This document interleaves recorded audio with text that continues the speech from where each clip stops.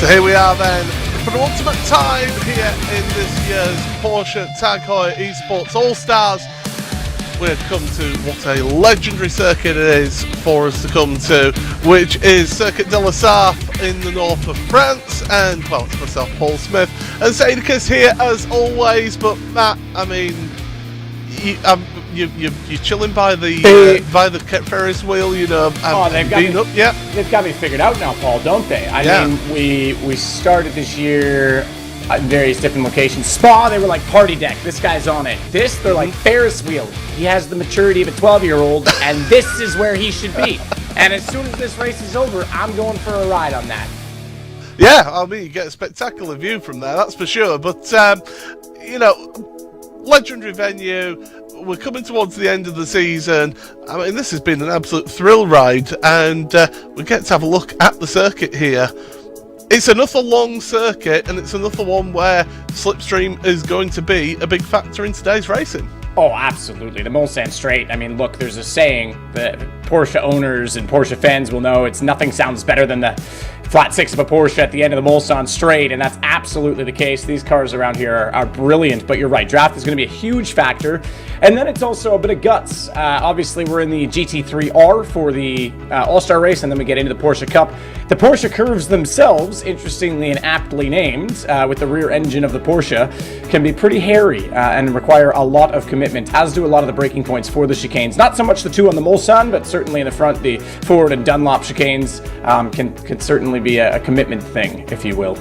Yeah, they certainly can, and you can gain a lot of time through those. But you say, out in the Mulsanne, it is just one of those iconic places in world motorsport. It's a place that everybody knows about in the world of motorsport. And you said, well, there's no better sounding engine than a flat six from a Porsche down the Mulsanne. Yes, so let's I have know. a look at the car.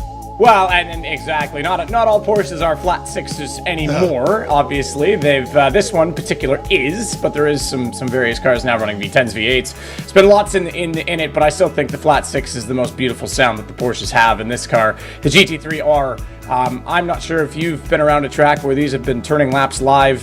Yes. It is incredible. I had one pass me on track once, and I was just like shaking. It was like goosebumps. I was like, oh, I don't want to hear my car anymore. That thing just ripped my eardrums out through my car's engine and my helmet, and it sounded beautiful. That was actually a Mosport, so another long straightaway where they can really sing.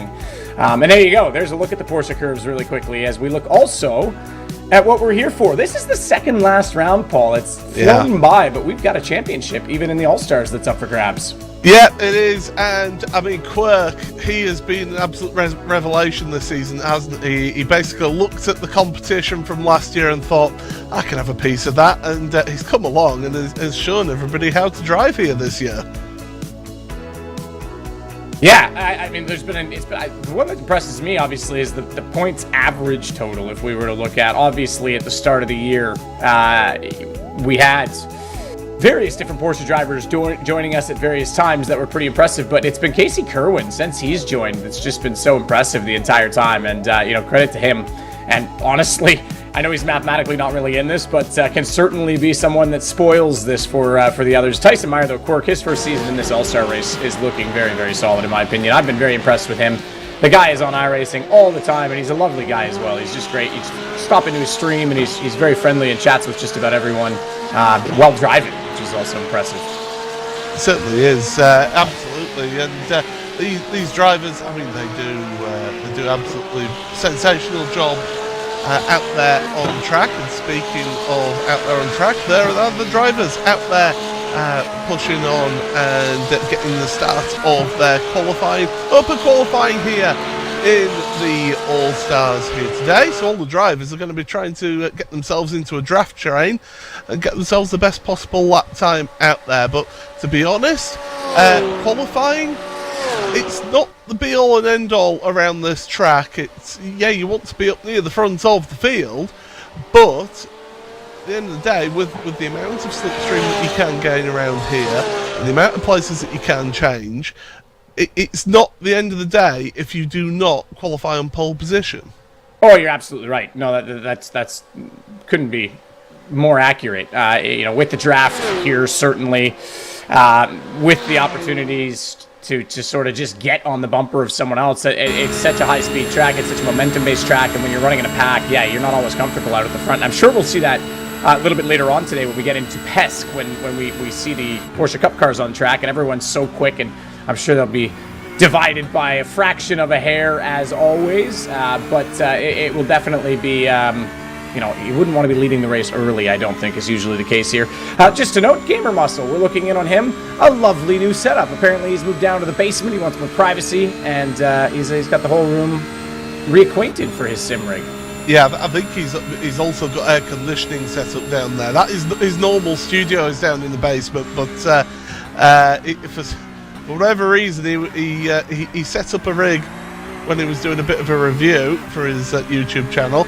But decided, well, I can't be bothered moving that rig, so I'll just stay in the living room. And down he went. But he's finally done it after months in the living room. He's now moved his equipment down into the basement. Altier Mozart. Well, it's a little bit of a rebrand, isn't it? It's Banana Bread Racing. I'm into it, I guess. I like rebrands. I mean, with the yellow. Yeah, look, yellow is an underrated color on race cars. We talked about the orange as well. There's some colors that have been missing from racing. I think yellow, to be fair, has made a bit of a comeback because high flow has been popular ever since Braun in 2009, and then you've got Bicola's running it. Lando Norris has it on his helmet. I mean, to be fair, he has it on his helmet because of Rossi, who had it the whole time. So I think that one's there. Orange has definitely fallen out. I think purple could make a comeback as well. I always rock the purple. You see, I'm a purple guy. I think the sort of what's the vaporware, I think is what they're calling it, where you've a great example would be Dan Suzuki has that sort of aqua green and purple. That has a bit of it, but there's definitely some colors and liveries that I don't know, I kind of miss in a lot of the ways. Even green has been kind of forgotten about as a base color. Sure, accents and whatnot are there, and obviously IMSA has accented mirrors that are green, but yeah, I don't know. Let's talk liveries, Paul. I'm loving it. Yeah, absolutely. Well, the drivers are getting themselves to the end of their out lap here, so we are going to be starting their hot laps here now with just under 8 minutes remaining. It is going to be a little bit tight as to whether they do actually get their qualifying done and dusted with maybe 2 laps here. But Matt Malone is heading up this little quartet. Down the pit straight they go, in towards the sweeping right-hander here through turn 1 into the chicane. There's Matt behind the wheel, always looks frantic behind the wheel and absolute focus. Careful not to run too far wide on the exit of the chicane because you can get a slow down penalty. Then through the S's, plunge downhill into the S's here. Beautiful part of the course. It cambered nicely through that left into the right, but it pushes you out wide on the exit and then Tete Rouge. I mean, how much fun is Tete Rouge? Tete Rouge is a phenomenal corner. Another one of those commitment corners where you're trying not to use much brake. Just lift, chuck the car in, hope you nail the apex and don't run out too wide on the exit. It gives you a lovely straightaway speed in toward the Mulsanne. Now, just to note, iRacing does simulate the crowning of the road more so than a lot of the other sims. So running right now where Borazazo is, okay, he's got a draft, not the end of the world, isn't actually faster as where you actually want to sit in the middle of the road because it's crowned, therefore it's higher in the middle, opposite of each wheel. That was very Please close no Punterino. Apparently some invalidated lap times as well, and certainly you can see it there on the right as, who is this here in the red car? Different livery this week. That's Mavix, so he's run a little bit wide on the exit, but no, you can actually get a speed advantage because it effectively lowers the ride height. Not only are you pushing with more downforce at speed, you're bringing the road closer to the middle of that diffuser, and you can actually gain a couple hundredths of a second, which is quite a bit of a difference when you actually think of it. There you go, there's that vaporware Dan Suzuki livery, but just to go back to your point as well about, Tete Rouge, the corner just before when you're coming into it, you're right, it does push you out wide, and that corner you can very easily mess up, and if you drop a wheel on the outside of the curb, there ain't nothing there but grass, and you can actually, if you still have some lock in the wheel, spin the car there. Yeah, you certainly can, and have a friendly hello to the barrier on the either side of the track, because I've seen cars go off on both sides of that track around there, either loop and go to the inside or... Barney and Barrier, the iconic iRacing duo, the flagman and the wall. You'll see one of them within the race, that's guaranteed. Well, here's Casey Kerwin. He is somebody who has really had a good season so far. Came in and just decided to say, okay, we're going to go motor racing, are we? And that's exactly what he's done. And he's been tremendous. He's backed out of it, though, there. But here's championship leader, Tyson Mayer. I mean, he's always been good for humour and the post-race comments as well. He's got the Jimmy B hoodie on as well, so he's representing Jimmy. Unfortunately, not able to race with us anymore here on the All Stars, but Tyson decided, we're gonna represent. Yeah, absolutely. I mean, look, these guys all have tremendous respect for each other. They're all colleagues in a way, given that they're all streamers, they're all entertainers, and they'll all be looking out for each other, whether it's, streaming tips or base rights, whatever the case may be. You always work together in an industry like that, and they'll have respect for each other. They love that each other can kind of lean on their communities, and they host and stream and raid, and not all of them stream at the same time, right? So it's worth it to kind of be a fan of the other person's community as well, and I think that's pretty cool. There's no animosity between these guys. Obviously, there's no need for it. Yeah, absolutely. Maxime, as always, here in this one. Now, one driver, unfortunately, we are missing, and you didn't note it pre-race.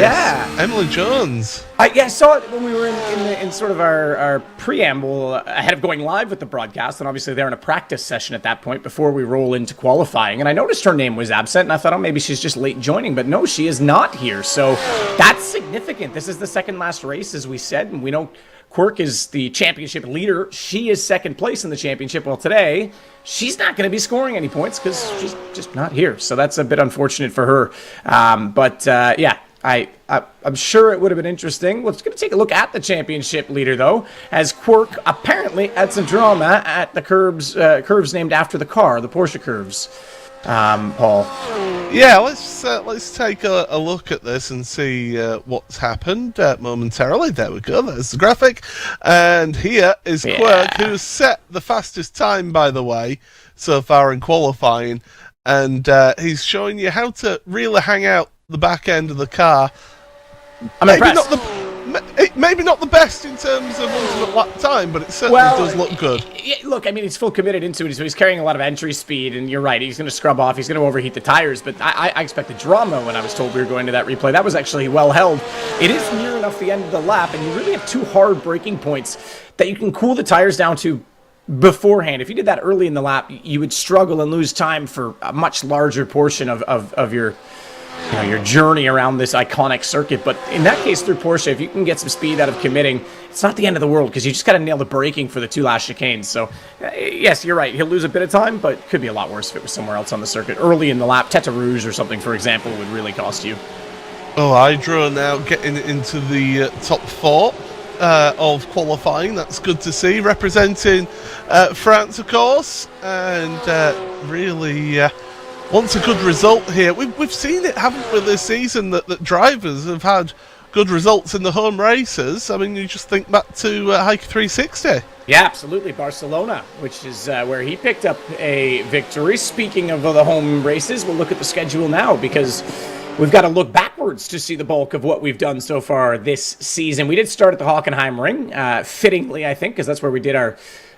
we did our finale in server at Monza, but we did our show last year at Hockenheim, so we kicked it off there this year. And then, of course, Barcelona, as you mentioned, Paul, and some lovely circuits leading up to where we are right now at the 24-hour of Le Mans.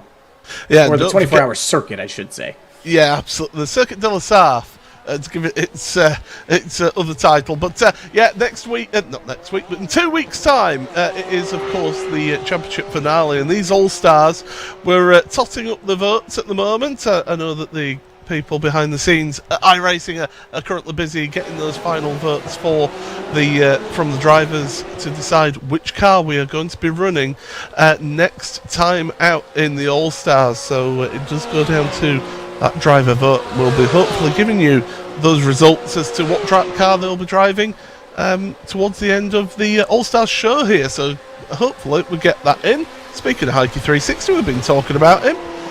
Has quite a wide wheel. He's got a big wheel there. So that actually is the Porsche wheel. That's the Porsche rim, yeah. Exactly that. So it's a 320 diameter, full circular rim, D-shaped, so it has a flat bottom, and it runs the podium button module, which is actually pulled straight from the Porsche Cup car. It does mean you've got to run bigger rims on it. I have one. I run actually a turn rim on it, and it's a 305, but I have to run a spacer, which makes it a little less ergonomic. But it's a lovely setup. And then, of course, he runs the Fanatec Podium paddle module behind it, which has a hand clutch.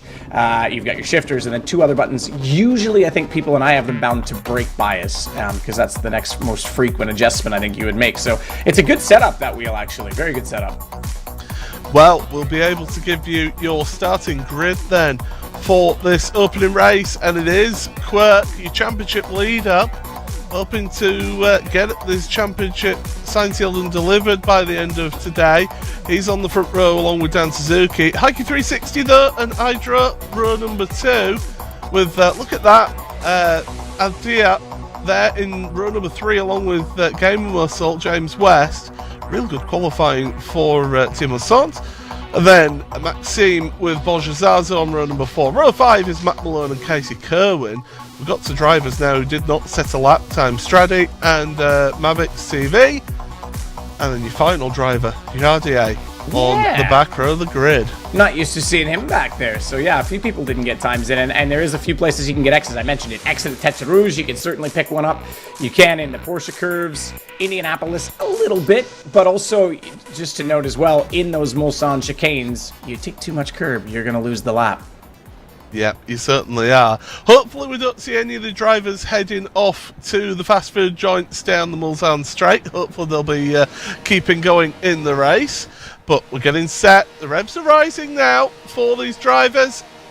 Looking towards the starting gantry. Green light is on. Away we go then for this opening race of the day here in the Porsche Tag Heuer Esports All-Stars. Down towards turn number 1. And it's a brilliant start from Dan Suzuki. Got the jump on Tyson Mayer. Rest of your drivers coming through in towards the chicane for the first time. We've got 1 or 2 going deep. Heike 360's cut the corner completely. Hydro gets bullied out the way there. Well held, Hydro. I thought he was going to lose that. Lot of wheel smoke off the back wheels. I thought he lost the back end. We've got a slowdown penalty already, though, and that's for Heike 360. I think he likely lifts off. It's the first lap, so it's not going to be too detrimental based on his average pace. And that was obviously, as we saw him, he had to take evasive action and go to the inside. Big miss on the start as well by Maxime. I think she just completely bogged down, as did Quirk. And we saw Maxime losing position at the back, but Quirk got a good initial launch. But I don't think he was flat into the throttle, and Dan was able to keep those wheels spinning and getting going, whereas Quirk actually lost a lot of speed on the second phase of the start, if you will. But right now, he's got the draft. Well, he did have the draft because he's moved to the front of the field, and these two have already got a bit of a breakaway here. Now, if these two work together here, going down these straights, down the Mulsanne straight and down towards Indianapolis. Oh, we've got tyre smoke in the background there at the first chicane. Of course, the newly named Daytona chicane. As we've got a car crabbing there. I think it's Jardier towards the rear, and I think he's going to have to park that. But yeah, the front two, if these two can work together, they can keep themselves close together but pull away from the rest of the field, because they do not want Casey Kerwin dragging the rest of the pack along with them. Absolutely not, and not least of which they just don't want Casey Kerwin. Keep that man away.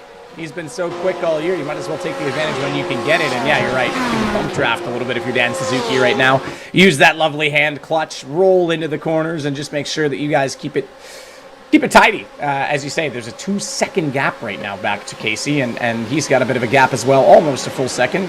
8/10 back to Heike. So Heike will have a bit of a draft, but it's not going to help Heike. Not going to help Casey at any points in this lap. And I think, yeah, Dan had a look there, I think, just coming out of the corner just to see what was what, but I doubt he makes a move here. I say that, and it's Dan Suzuki, so who knows?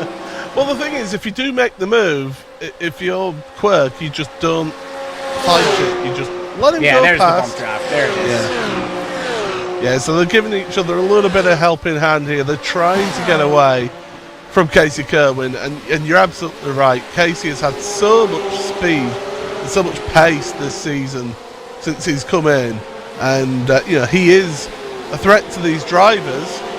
Quirk, he can afford to not win a race. He's at the front of the championship and is scoring a good set of points. Now, Dan Suzuki, with the length of these straights here, can maybe give us a little bit of a guitar session. You and him can jam together. Yeah. Don't you play as well? No, I don't. I thought you played. No. All right, well, you were way cooler when I thought you played, so I'll just pretend you do. I play the kazoo. That's what I play. That's actually awesome. There you go. I play the triangle, so it's perfect. We can be percussion for Dan. No, that's another driver that's actually moved location since we last saw him. We talked about Gamer Muscle relocating within the house, whereas Dan Suzuki has relocated to a new house, which is why we missed him last time out. So great to see him back with us. And just to note as well, we saw him kind of drop a wheel on the entry of Indianapolis, run to Anage. He actually lost 2/10. As long as it's him behind Quirk and he stays in the draft, not a big deal. If Quirk in front's the one that's slowing them both up, then Casey's going to chip back away at it. So Dan has a bit of forgiveness in that positioning, because he'll be able to draft back into Quirk on the straights, but not lose too much time overall in the aggregate to Casey Kerwin. As we'll take a look back at Matty Malone and what happened to him earlier in this race, because I think he's got a little bent nose there. Yeah, he does. So this is going down towards... excuse me. Yeah, this is going down towards the Daytona chicane. They're going 3 wide, which isn't always advisable. And yeah, it's unfortunately, I'm going to have to say, Chartier, you've turned across 2 other cars there, I'm afraid. Yes, you typically see that when you're watching Le Mans. An LMP2 will hip check a GT3 car, for example. I remember Mathieu Vexivier, I can never say his name correctly, hip checking a Rizzi Competizione Ferrari a few years ago, straight into the wall. Exactly like that, but you're right. I think the idea was a little bit early and eager to try and get back into the braking point. So I take back, Matty Malone looks all right, actually. From a distance, when we jumped to that, it looked like he had a bent nose, but obviously my eyes are the only thing bent in this occasion. I'm too high up on this Ferris wheel is the problem. He's too far away from me right now. Yeah, so Matt Malone, I think, has had issues on this lap as well through the S's, and that's dropped him down to 12th place behind Hydro right now, down the Mulsanne straight. Interesting thing to note, I know I say this every time I do a broadcast around this circuit, Mulsanne straight, same length as Sebring International Raceway. To give you some perspective. Oh, of the whole circuit, yes. Yes. Okay, I was like, are you crazy? Like, are you mad? That straightaway might be a runway, but it's not this long. I've actually got a lovely poster right in front of me with all of the tracks in the world. Well, not all, but a lot of the famous ones in the world inside of the Isle of Man TT to scale. And you may have seen that, some of you on Google, and I was just looking up. I was like, what? That's not the same size at all, Paul. There's Matt. That's what's happened to Matt at the S's there. Gets into the gravel trap. Fortunately, not able to get stuck in the gravel trap.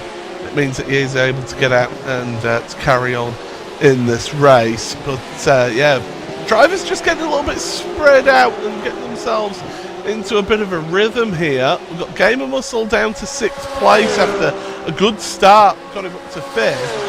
He's moved behind Mavix TV and he's now got Stradi and Borjazazo. Borjazazo, he's not happy. He's not having the best of races here, is Borja. Very nice shirt once again as Stradi ahead, making moves on Gamer Muscle. Yeah, it's interesting. Borjazazo this year, started the season, was consistently a front runner in the series, and he's kind of been up and down ever since. A bit of inconsistency since we left that 992 Cup car. So yeah, kind of curious, because normally I think last year when he joined the series sort of halfway through the year, he made an impact. Maybe he needs to go back to the ties. I said he was getting that ninja look, so he was going to get his elbows out, but maybe he just needs to get back to that formal feature of the lovely bow tie and make gains in that regard. Always reminds me, whenever I see a racing driver in bow ties, it always reminds me of people like Graham Hill. You know, seeing them in yes. Mike Hawthorne as well. He used to race in a bow tie. You know, people like that. That always reminds me of those old school drivers from well before I was even around. So before anybody says that I'm old, I'm not that old. Okay, Dad. All right. If you weren't around, I wasn't even thought of yet, okay? I will say that my dad actually once met Graham Hill and got his Graham Hill's autobiography signed by him to my father in the paddock at Brands Hatch. Oh, that's cool. Good place to be, Brands Hatch. I want to go there. That's one of the circuits I think I need to check out the flesh at some point in time. Well, unfortunately, no longer used in the Porsche Tagore Esports Supercup. It is somewhere we've been in the past in this series, but certainly a good venue is that circuit. Dan Suzuki has dropped back from work. He's having a bit of a mare, because I said all he had to do was stay in that draft, but he's not. Oh, Casey! All right. That's an exuberant way around Tete Rouge, and I think he's suddenly got a bit excited that he's got somebody to play with down the straight now. Well, that'll be a 1X. Luckily, not a slowdown. Dan actually had a slowdown, so that contributed largely to why Quirk has gotten away. But I said all he had to do was stay in that draft and not really put too much pressure on it. Keep tires cool, keep brakes cool, relax the car a bit. And obviously, he's failed to do so. We know Quirk is pretty consistent, but yeah, unfortunately, Dan couldn't stay with him. Casey's gone by. If Dan can now latch onto Casey, there's a chance he can catch back up, but that's obviously not gone his way the first time around. So Casey might be on his own, the lone gunner, to go after Quirk at this point. And the problem is when draft is broken, you need now. This is where Casey and Dan need to again, as we were saying with the two leads at the time, they need to work together to try and push themselves towards Quirk. I love that pylon gets flicked every lap. That poor Marshall that's running out there to put it back. It's futile. Why is he bothering at this point? I can tell you, as a former rally marshal, we used to have to rebuild junctions on the rallies every so often because of drivers being inconsiderate, wanted to go fast. How dare they? I may or may not have red flagged an entire practice session because I decided to get aggressive in turn one at Mosport, where they had a curb or sort of a manhole cover on the outside of the wall, and they pile on it for the practice sessions, and I just decided that pylon didn't need to be there because I wanted to use a faster line. And yeah, they stopped the whole session after I moved it the third time, and I got a little warning for that one. Well, here's a little bit of action further down the field then. It's Matt Malone, it's Maxime, and it's Idra all together on track, 10th, 11th, 12th. And Idra's looking very racy at the back of this group now. Matt Malone ahead of Maxime. He'll be wanting to try and pull away now, but what Maxime has the benefit of now is that draft in front. But Idra, 2 cars of draft in front of him, can maybe move forward here and try and get with Matt Malone once again. Down towards Indianapolis they go then. It is then Matt Malone at the head of this little gaggle of cars. Maxime sticking with him. And Idra right behind, looking into Indianapolis. You can make moves around there, but you've got to be a little bit brave. Take a brave pill to make that move stick. We saw last year in the Porsche Tagore Esports Supercup how it's not wise to go 4 wide into Indianapolis, and it doesn't work out all the time. But I have seen moves, the drivers going side by side through there, down and making the moves as we go on board with Maxime. Being very calm behind the wheel of her motor car right now, and just trying to follow Matt Malone here. This is what you've mentioned it all along, Matt, that you've got to try and stick with it. But Malone carries so much speed, so much more confidence through the Porsche curves. And Idra, you can see that rear view monitor all over the back. It's a massive commitment corner. Even in these cars with more downforce, you'll see it with the Porsche Cup cars a little bit later on as well. Those guys are just going to be sending it in there, and the back just wants to step out. You're just delicately trying to balance the throttle. You don't want to put too much steering input in either, because then the back really wants to step. You also want to commit and get as close to the wall as you can, that blue wall between the 2 curbs. But then, like I say, you've got these lovely chicanes at the end of the lap. You can really attack, really smash up over them. And as long as you don't unsettle the rear too much, you can really handle it out of the corner. Casey Kerwin is really flying here right now. He's pulled away from Dan Suzuki. He's got 1.8 seconds between himself and Tyson Meyer. So him and Quirk, the gap is coming down slightly at the front. So definitely Tyson's going to be under a little bit of pressure potentially here. Casey is in a little bit of draft, but he's using the middle of the road. He's using the crown of the road, as we've said and pointed out earlier with our fluid dynamics expert Sadikis here. I don't know about that, but I'll take it. Well, you certainly explained it better than I could with the aerodynamics. Here's a replay of how much Casey is pushing. This is Tete Rouge again, and like I said, you could try and get through this corner with as little brake as possible and really, really send it. Now, depending on tire model in real life and sort of what stage the tire's at or in their life, what sort of stint you're on, you can get away with that and not really do too much damage. It won't overheat them much. In iRacing, you're going to not want to do that too often because that'll heat them up. Now, fortunately, you're on a straightaway right after, so it does give them a bit of a breather, but that's not the fastest way through, but it is certainly the most exciting looking way through, I think. Well, it's certainly working for him, though, isn't it? Because that gap has come down to 1.5 seconds now. At the start of the lap, it was 1.9, so he's already gained 0.4 of a second on Quirk. And before long, he's going to be getting the advantage of that slipstream. So you're really going to see that expedite and get closer and closer, quicker and quicker as he gets closer. So Tyson Meyer, just got to focus forward. You can't. This is something that I've seen with lots of drivers, especially when they're new to racing, new to sim racing. And this is something that you won't see with Quirk, but a lot of sim racers, when they get into it, they just get so focused on that car closing up behind and looking in the mirrors that they then start making mistakes or going slower, and it's something that you see in real world racing as well. Absolutely. It's something you have to get used to. And it's more daunting when you don't know the person in your mirror. When I race at my local track and Lee's behind me and I know he's got the faster car, I'm not too worried because I know where he's quick, I know what he drives like, I know where he's going to make a move.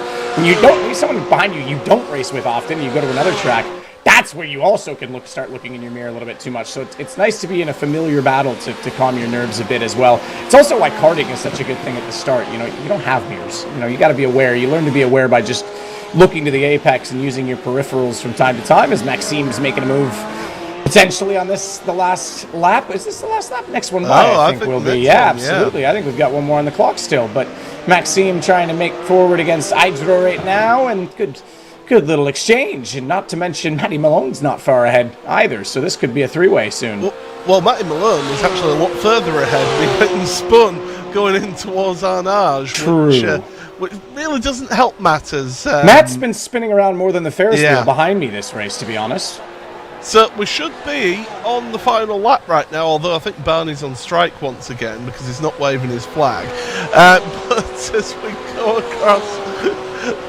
going across the line once again, and Casey, he's lost time on the second half of that lap, so he's really struggled out there on the second half of that previous lap there. And in fact, that last lap, Casey was about a tenth slower than Quirk, so does lose some time. He's been very rapid through Tete Rouge, and we'll see whether he can do it once again. We'll stick with that through Tete Rouge. Not quite as impressive through that right-hander, but it really slingshots you onto the Mulsanne straight. Down the straight they go. And, well, Quirk, I mean, he didn't have the best of starts, it's fair to say. He didn't get off the line well, and Dan Suzuki did take an early lead here in this race, but ever since, he's just really been able to just take it easy up at the front. I've just actually had a call into the chief official, and apparently here at Cirque de la South, you have to be an A-list celebrity to wave the flag at the start-finish line, as we know. And Barney's only on the L-list celebrities. In my opinion, he's an incredible person who deserves more credit, but just not qualified here at Le Mans. So that's why he's not waving the flag. We'll call Rafael Nadal or Roger Federer or Serena Williams. Look, I don't know why I'm talking all tennis right now. We'll call someone. We can call Paul. Paul, you can go wave the flag, but Barney's not allowed, apparently. No, I'm sorry, but I'm barely even an itty, let alone a celebrity. You might be an idiot, but I like you. I won't finish that. Yeah, let's not. But as we go along towards Mozart Corner, and Kerwin is trying. You can see that then he is trying, but I think it's a bit too far on this last lap to catch up. 1.8 seconds with about half a lap to go. Granted, that is a very long half a lap around here. Yeah, down to the 56s. Casey's dipped into a 55 at one point in time as well in this race, which is why his name is still highlighted in purple, which is a quick time, just to give perspective. And I'm not necessarily the greatest gauge of speed in iRacing, but I was doing a bit of lapping on this track just to come to terms sort of with what the pace might be. I like the GT3s. I like this circuit quite a bit. And I was running, I think, in sort of the low 58s. Now, track temperature and all that notwithstanding, that's quick for these guys to be doing these lap times on the sprint fixed setup. So very, very solid job for both of these guys. And you're right, Casey has had the consistency in pace, but it's just too little too late. He's only really chipped away from what that gap was on lap 1 at 2 seconds to 1.7 now. So even though, yes, it's come down more frequently in the last few laps, it's really the same as what we saw at the start. As I head towards the world-famous Porsche curves, and it is really, truly a test of driver and machine through this section of the circuit.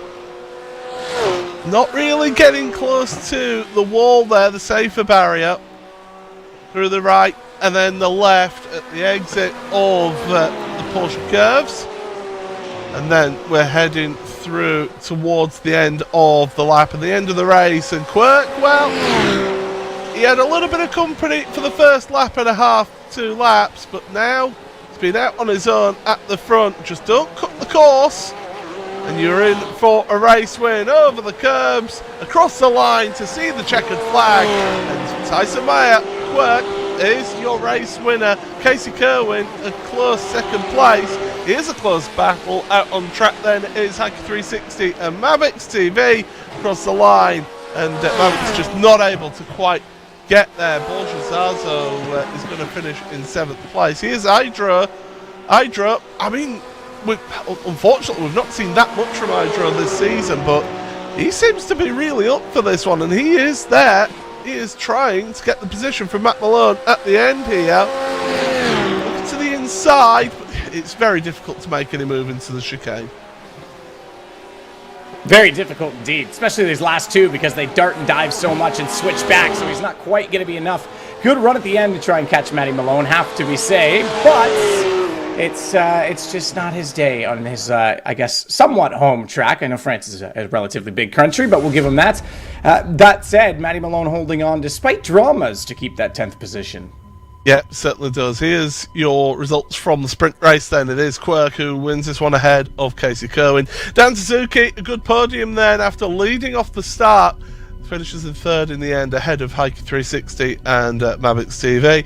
Stradi and Borjazazo then 6th and 7th place ahead of Game of Muscle in 8th. Banana Braids Racing, Altia Buck, a great result for her in 8th place. And the rest of your results, Jardier having that issue, unfortunately of his own doing, down at the chicane, Daytona chicane should I say, ends up one lap down from the rest of the field. But, Matt, that's the first race of the All-Stars done. We've got a feature race coming up. And these drivers, okay, it wasn't the most action-packed of races out there, but still, they put on a good little show for us here in that sprint race. A great show, has to be said. And at the start looked very exciting. Dan Suzuki making a return, trying to get to terms with his new home in this series, quite literally as he's moved house, but couldn't quite hold it together. Just too many mistakes that let that slip away. And speaking of mistakes, poor Matty Malone was prone to a few this race. Casey Kerwin, look, I know he's quick on ovals. I know he's quick in road racing. I didn't know he was also good at drifting, but apparently he is, Paul. The guy is just an absolute masterclass. The man's an animal, and he's shown it again today. It certainly has. There's the Ferris wheel, by the way, that you're sat near. I'm just going up to the top now, about 3 cars from the top. But here's how things stand at the moment with the points, and yeah, Quirk way out front right now. He'll be nice and comfortable towards the end of this race. He wanted to basically sew things up here this week rather than having it go to 2 weeks' time at Monza for that championship. So Emily Jones, she's going to pass on the crown on to Tyson Meyer, I would imagine, by the end of today. Of course, pending any decisions made by the stewards afterwards, of course. I think we should just have a vote right now in chat from all our viewers about what sort of penalty Tyson should get right now. If it's success ballast or just straight DQ. I don't know. They can get creative. I don't know. Maybe an 87-point. Exactly. We'll just give him an 87-point penalty. Exactly that math for no reason at all. Just completely arbitrary and random. Well, what we do get in the second race, of course, is we do get that reverse grid, a completely inverted grid for these drivers here. So it does mean that those that finish at the back, like Jardier, for example, get a second opportunity in this longer race to move forward and try and get a good result. And that's what's good about these all-star races. It does give everybody an opportunity of getting a good result out of everything here in these events. Yeah, absolutely. No question about it. And I think it's been a ton of fun again to watch these GT3 cars around here. I think, look, they're a very suitable car. They race here in real life, as do the Porsche Cup cars. I know a lot of people may not be familiar with this, but they do the pre-race to the 24-hour of Le Mans. There's support races for a reason, not least of which to get an audience to see different drivers and cars, but also to rubber in the circuit for the actual racing itself. And make sure that, you know, it's not a street track that's so dusty and sandy and green for the main event. And they're very well suited around here. There's no question about it. And sure, I think the Porsche Cup car is a little more raw. The GT3 is just a hoot. It's so fast down the Mulsanne. And like I said, it sounds beautiful, and you can still commit and be pretty ballsy with it. And of course, the GT3 car with traction control, with ABS as well to help those drivers into those chicanes. But Matt, I believe you've got a guest joining us here in the commentary booth. I think we do, absolutely, Althea. And we tried to speak with you last time. You've done a rebrand now. What's this Banana Braids Racing all about? It's quite personal. It's a long story short, but I needed a fresh start, so I'm starting with this brand new name on Twitch now, mostly rather than YouTube. So yeah, we'll see how that goes. Awesome, I like it. And listen, this is your home track. That must be pretty cool to be able to ride around Cirque du Sarthe in such a beautiful car. I thought you might say that, but I actually didn't know the track, so I was really dreading this week because I had to learn it from scratch. I didn't know where the turns were going. I think you should blame your spotter. I think Yuri probably was the reason that you didn't figure it out sooner, just to point that out. Yeah, I'll make sure I'll tell him. Yeah, please do. And if he has any problems, he can bring it up with me. What do you expect on the reverse grid this time? Ooh, well, I'm hoping, because I can see the pace of some of the drivers that got a bit luckier than me at the start of the first race, that I can have some great battle. So, I don't know, I'm hoping for a top 10 again. All right, well, we'll see if it goes your way. Best of luck. Thank you. And there we go, Paul. Yeah, reverse grid coming up. This is always exciting. I think in the All-Star Series that we just swap everybody, not just the top 8. It's just start it over, put them backwards. Maybe start them in literally reverse, Paul. Well, I mean, that would be a sight. I have seen reverse car racing before, clips of that.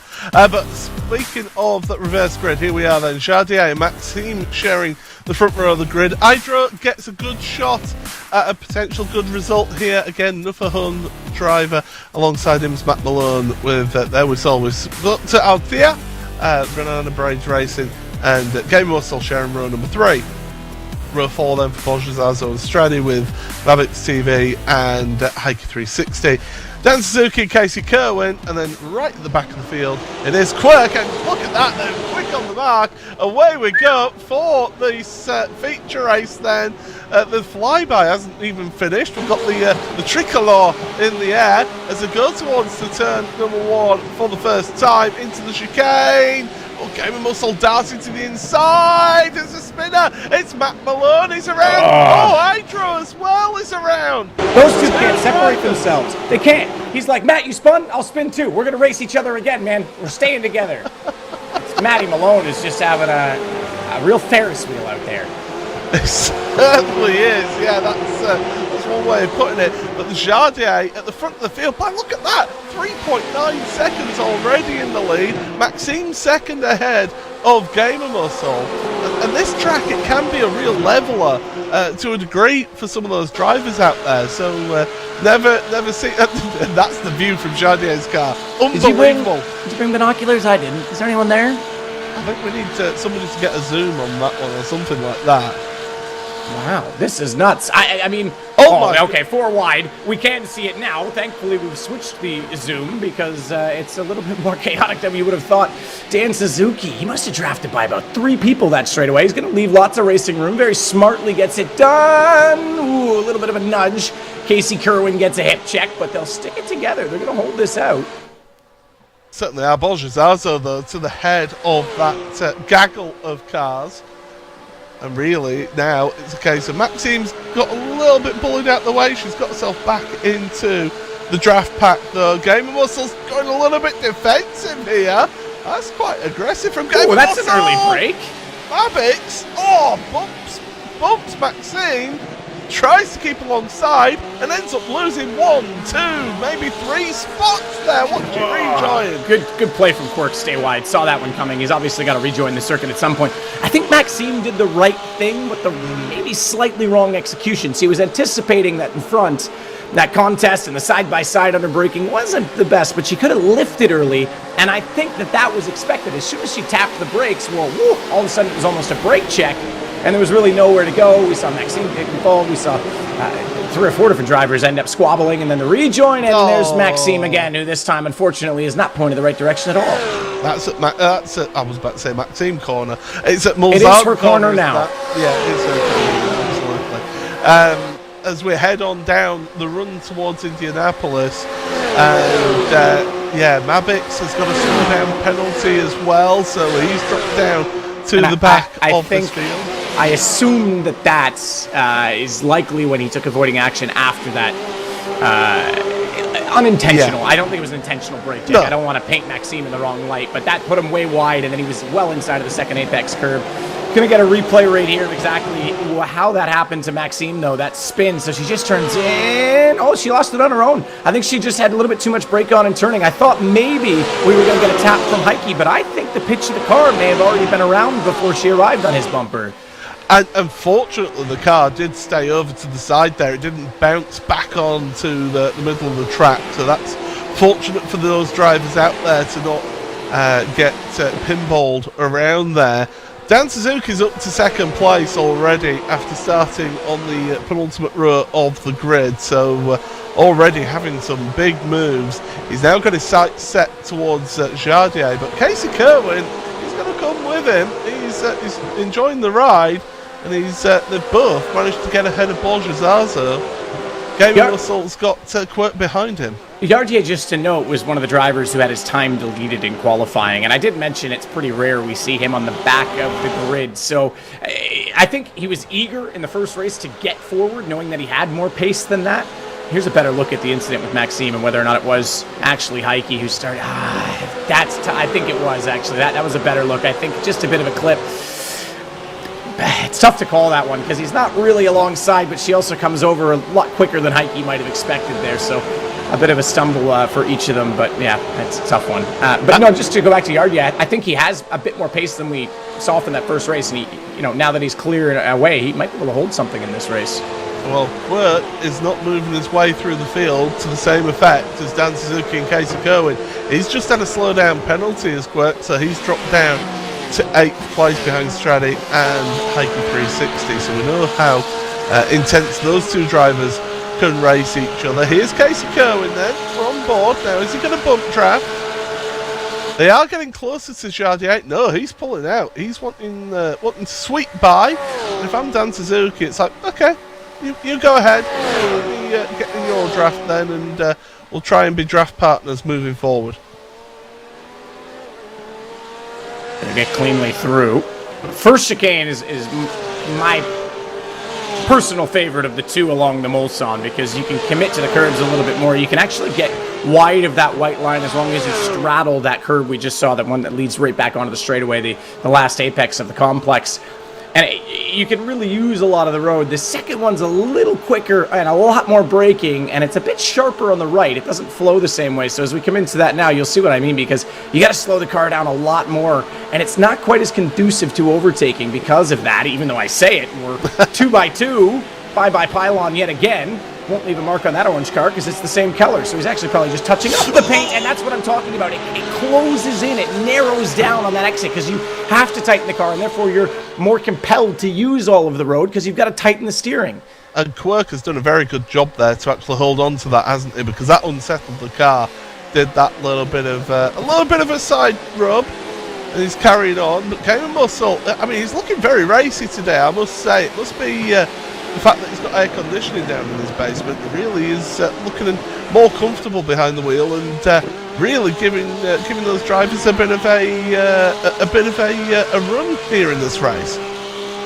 Did Casey get a haircut? Because he's flying in clean air right now. No drag. He's actually now down to 2.7 seconds behind Jardier, so he's making gains right now.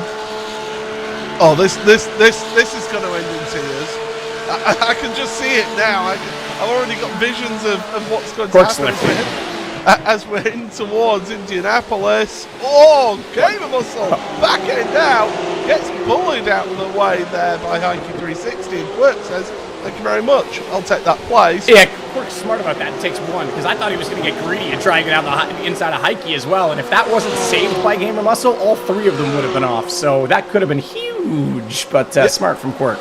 It was a good save, I must say. As much as we like to have fun with Gaming Muscle, that was a good save there. Those are the saves you love to as a driver, right? Because the car's hanging out, you save it, but you've also got to be ready to get on the brakes because Indianapolis is right there. So as the car's sideways, you're deciding, do I balance it with throttle? Oh, how much brake can I put in? Where is it going to be straight? And then as it snaps into straight, you slam the brake to try and squat the car right into that straight line. And it's honestly, when you save one like that and you still make the next corner, you feel like an absolute god. It just feels so good. You're like, yeah, I did that. That was cool. Yeah, and let's have a look at that again then. So Gamer Muscle, little twitch. runs a little bit wide, and Tyson, you don't need to ask him twice with an opportunity like that, because thank you very much, I'll take that spot away from you. James, Hydra, I mean, he's still giving a good go of this, and he's got himself ahead of Game Whistle, so I think Game Whistle's actually had a slowdown penalty out there, because he's dropped back a little bit, and Hydra has moved ahead of him now. Casey Kerwin, no real surprise really, he's got the fastest lap. And look at that, that's from on board Jardier's car now. And Matt, if I'm Jardier, it's okay, I need to not panic, not worry. Let's try and stick with these guys when they do catch up. Yeah, absolutely. Yeah, and like I say, he quite clearly didn't have incredible pace, although we didn't get to see it with the deletion of his lap in qualifying and then going out very early in that race. But typically, if you're getting laps deleted, it's because you're already pushing the limits to try and compensate for speed. So, no question, yeah, he's going to be aware these guys are catching hand over fist. But like you say, he can still get a good result out of this, and there's still quite a gap back to Borzazo. So right now, it's really just Casey and Dan that are in the draft. And the draft effects in the GT3 cars, the dirty air effect is about 1.5 seconds back. There is a bit of aero wash. The quicker part of the draft, when you really get into that vacuum, is about 1.1 seconds to 0.9. So they are in that now, and much quicker through the first chicane was Casey. That'll put him in a lovely position down the rest of the Mulsanne, and he might even be on this toward Indianapolis. Our director's getting very excited in areas right now with how this That's gap just Drew, though. has He's closed just, down. What, I ignore him. But you can see them then. So Jardier, he's busy having fun with his chat. Casey, a little bit more concentration on his face now. He's not quite as relaxed as he was a little bit earlier on in race number 1. But there we go. Now he's back onto a straight. Now kept chatting with chat, and that's one of the good things about this venue, I must say. Whenever I've raced here and streamed on my channel, I love this place because I'm that bored down the straight. It's a case of, well, what's everybody been up to this week then? Yeah, I don't know. I'm trying to think of what I have been up to this weekend. But yes, this was a 4-second lead at the start. It's now down to 0.2. I said he'd be on him at Indianapolis. He certainly was. Not close enough to go for moving. Now Chartier. He was warming up the tires. He's not breaking the draft. He's just been saving his tires. Now he's going to warm them up. Has Jardier got damage to his front spoiler? To the lip of his front spoiler. It looked like maybe it was the lighting or the paint on his front end. I can't tell, you're right. I think Casey might have a knock there, though. Casey's looks pretty clean. No, he does. He does get a dent right in the middle of the boot, the frunk, whatever they call it in the Porsche these days. It's usually a frunk, isn't it? Because a boot in Europe, well, in the UK, it's in the rear, right? Yeah. We would say a trunk, but it's not in the back, so the frunk. Yeah. Whatever they put in these squash beetles, you know? And that's it for me. That was entirely Sadekist's views. Hey, I like the beetle too, so it's cool either way, alright? Dig your own grave, mate. The leaders are Jardier and Casey Kerwin at the front with Dan Suzuki in second. We've got that race for the lead there as well. The race for 5th place as well. Stradi, Heike 360, Mavix, Quirk is on the back of them again because he did get a slowdown penalty at the start of this race. Now, I've been hearing, Matt, that race control has given you a penalty as well. I've got a slowdown penalty. You know, it's not the first penalty I've gotten iRacing these days. What can I say? But we've got 14 minutes remaining, so plenty of time for these drivers. There's no rush if you're Casey Kerwin or Dan Suzuki. 14 minutes still. Wow.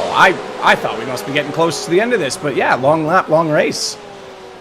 It is. I mean, the race at the start here, it was a 27-minute race in the feature race like we normally do here. Only at the Nurburgring where we end up having it as a lapped race, just purely because of the vast size of that venue. But we're seeing those racers full position then. The two different little races going on out there. Ikey 360's dropped back a little bit off of Stradi, it must be said. And he's going to be looking behind him at Mavix TV for 6th place.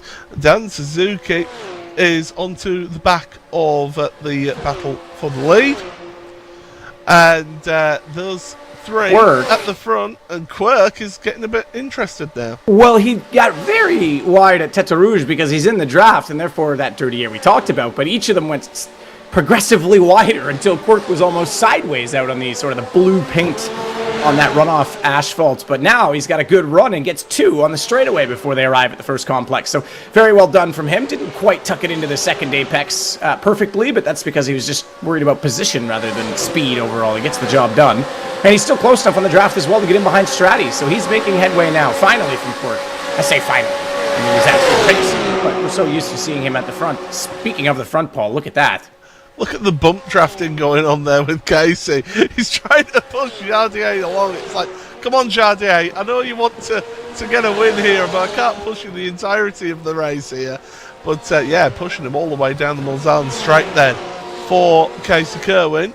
And those two, there's a little bit of a gap back to Dan Suzuki. Dan Suzuki will just be chilling, having a coffee, just saying, yeah, guys, you two just keep going at it. I'll stick behind and keep you under pressure here.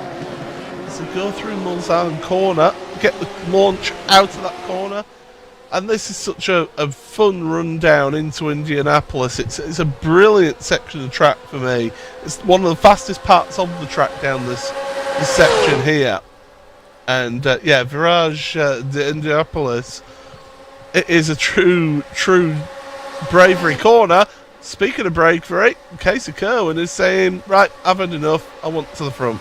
Yep, got to get on with it. And I'm sure he was thinking he may not necessarily want to be at the front, given the draft power, but he has so much pace right now over that of Yardier that he's gone. And he's gone at an interesting point as well, Paul, and this is worth noting. He didn't go on Mulsanne. He went toward Indianapolis.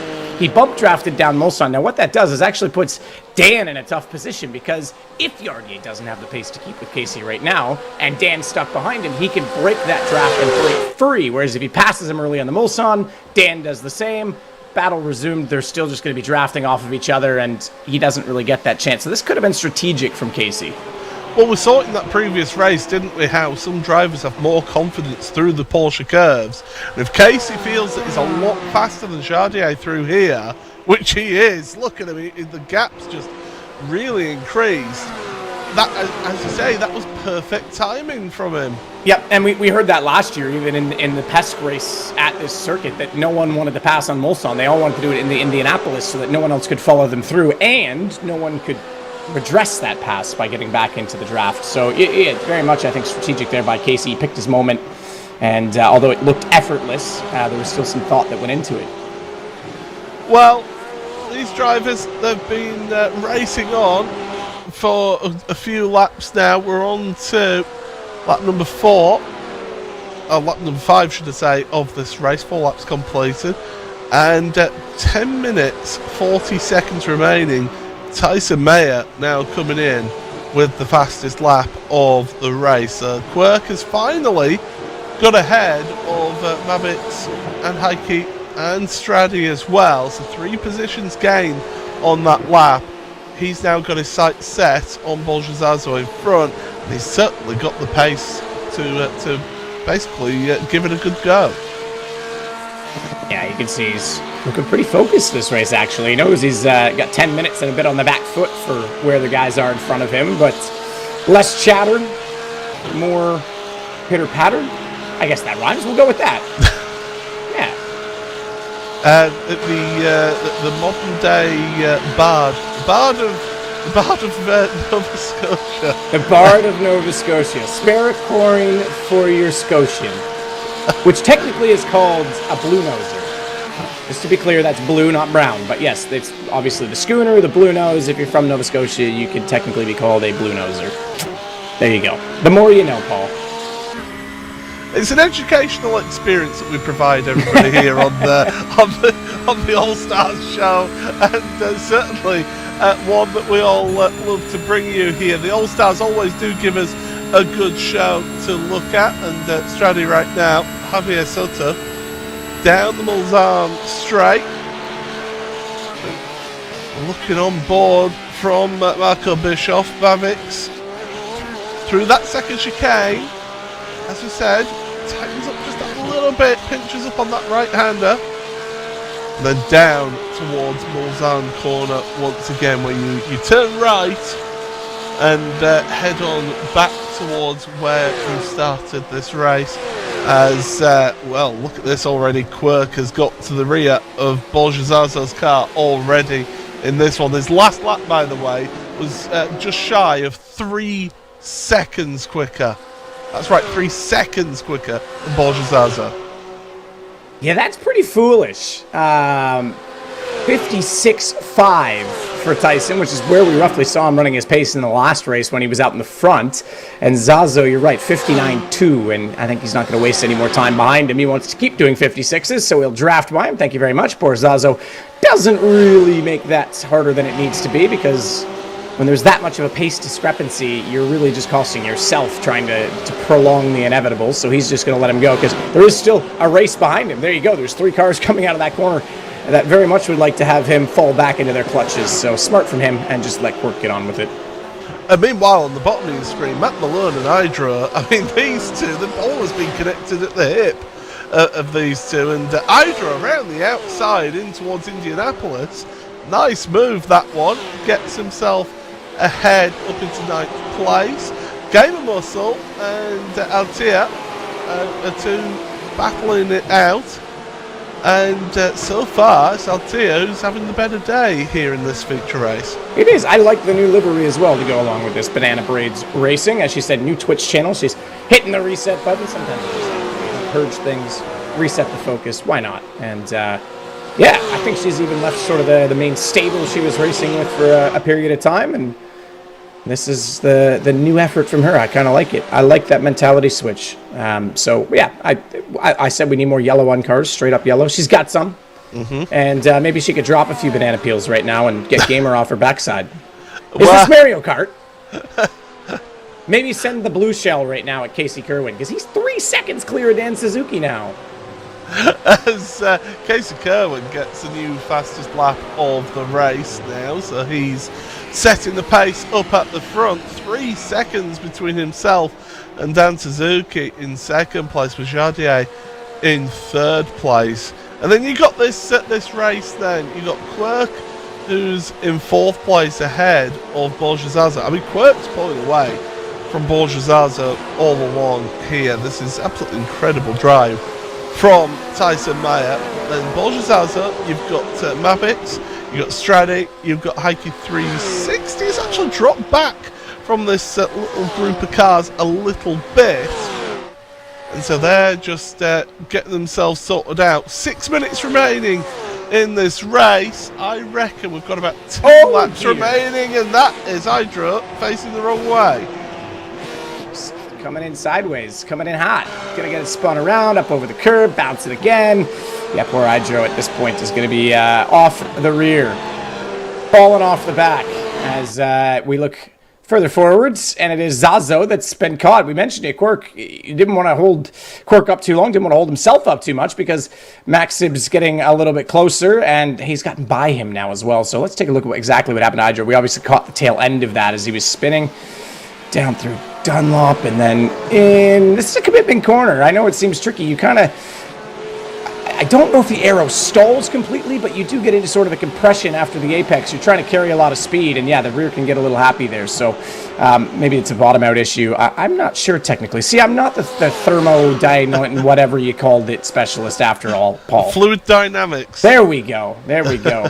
I'm sure the setup's fine. I'm not. The producers in my ear go, "We tested the setup. Don't call us out." I'm not saying that, but I'm saying, based on physics in real life, not even just the car bottoming out and hitting the road, but more that it squats into the suspension and it actually overloads the tire at a crucial point. That's just something that you can't avoid. That's a mechanical issue, not an iRacing issue, just to be clear, because they're defending themselves in my ear, and I'm just, not talking. The less Drew talks to me, the better, Paul.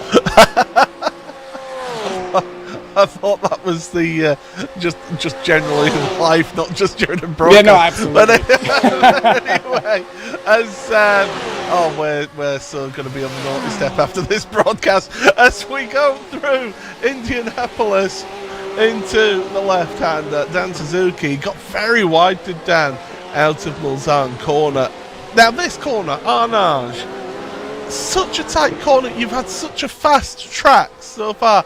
Then you get to Arnage, and every lap that I get to that corner when I'm driving in the sim, I always make a mistake there. I'm either a little bit too hot on the brakes, or carrying a little bit too much speed. You spin the car, or you have the front end push, and you nearly end up in that tyre barrier that's really enticing on the exit of Arnage. It's a really tricky corner.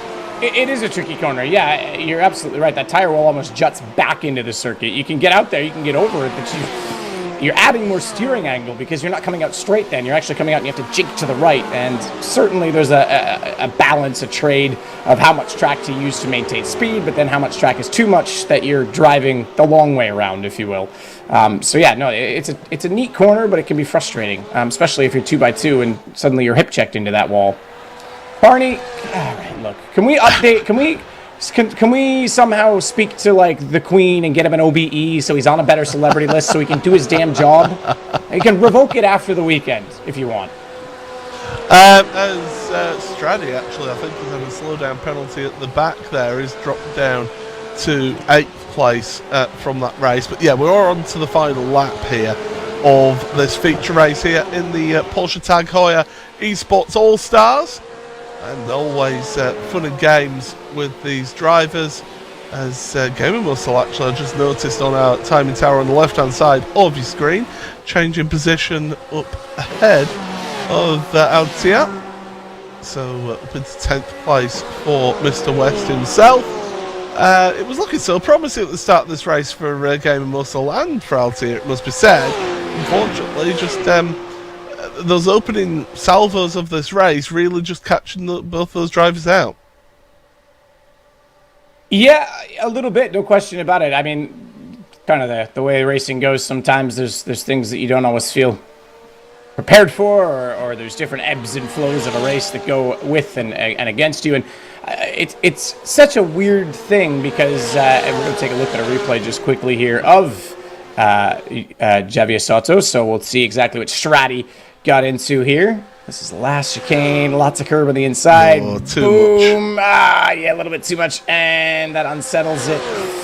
He does well to keep it in a straight line, but that's certainly going to unsettle the car a lot, and then it puts him out wide over the curb on the exit, and I think he gets a slowdown for that. So either way, yeah, there's different ebbs and flows, and I know the saying is always you can't win a race in the first corner or the first lap, but more and more, and this is why I still love GT racing, because it's not this way, but more and more that mentality, certainly in Formula One, I'll use the example, is you have to have a very good start, and you need to make positions on the first lap, because when you settle into sort of that aero lock and the draft training as it becomes, and dirty air in F1, it totally throws your strategy out the window. And yeah, that's one of the things I love about GT racing. And even though here, yes, there's gaps that you can't really redeem, you can still make something of the race, despite not necessarily getting the best track position at the early stages.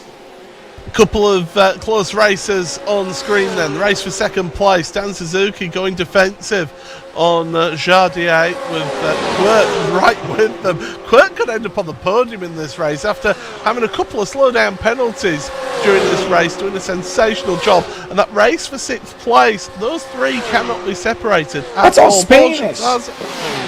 Oh my goodness, this is tremendous stuff, and it isn't all Spanish. 6th, 7th and 8th as Dan Suzuki losing out that position to Jardier, trying to stay on the inside of Arnage, and Quirk is just loitering within 10th, a little bit of a nudge. All fair, that's all good, it's all good. Everyone's still smart. Going. This is exactly what Jardier should do right now, though. Okay, they've actually managed to fan themselves into more of an overlap than I thought they had. He tried to give Dan a bit of a draft on the exit because that would have kept him in front of Quirk, which may have bought him a bit more time before Quirk's on the attack against him, and he gives him the inside entry to the Porsche curves. That's a tight position to be in. Manages to hold it. Dan's got the best entry on all of this. No way Quirk's going to hold. Get out of that. Get out of the throttle. If he tries to go to the outside there, that blue wall is going to be painted with many different emotions and facial expressions from his livery. Certainly, as the Spaniards were still carrying on racing and squabbling over 6th place. One driver who's not been squabbling, Casey Kerwin. Final chicane, he will come, and he will see the checkered flag here in the feature race of your Porsche Tag Heuer Esports All-Stars. He takes the win. Who takes second place? It's currently Chardier. Tyson Mayer Quirk right behind him. That's second and third place in the race of the Spaniards. The battle, the racing for the honour of Spain, and it's going to go to Borja Zazo in that one. Zazo, indeed. I think you could say he's more the Carlos Sainz right now, as Alonso didn't have the best day today. Sorry, spoilers, but just to throw that one out there. But yeah, no, the good race between them all the way through and all the way down the order as well. Gamer Muscle just ahead of Athea Mossant at this point, or Athea Book, we should say. Now she's Banana Braids Racing. We've gotten rid of the Mossant part of that, so she's on the attack, but I think she's just too far back at this point. So they'll cross the line as is. Maddie Malone just ahead of them, 9th, 10th, and 11th, and style, but some damage. All right, she's already crossed the line. All fine. Yeah, she'll get herself across the line there. So while she does that, let's take you to the Buzz post-race show here for the Porsche Tag Heuer Esports All-Stars. And let's give you your unofficial race results from that feature race then. And it's Casey Kerwin who wins by 8.8 seconds. Absolutely incredible gap that he was able to pull up the front ahead of Jardier and Quirk with a tremendous drive after 2 slowdown penalties. Dan Suzuki just missing out on a podium spot. Mavix in 5th, a bit lonely in 5th place it must be said. And then Zaza, Hiker 360 and Stradi, 6th, 7th and 8th with Matt Malone and Gamer Russell rounding out the top 10. There we saw Banana Braids Racing, Altia Buck just having that spin on her home race. Hydra finishing 1 lap down and Maxine not finishing the race here. Wow, that was all a bit exciting for the opening of this one. I know we'll get to speak to a couple of our drivers momentarily, but Matt, that was got a little bit of fun racing out there once again from our All-Stars. Yeah, warming up the track with the theoretical faster cars. Just to note, 3:55.6 Casey Kerwin is the fastest lap of this particular race.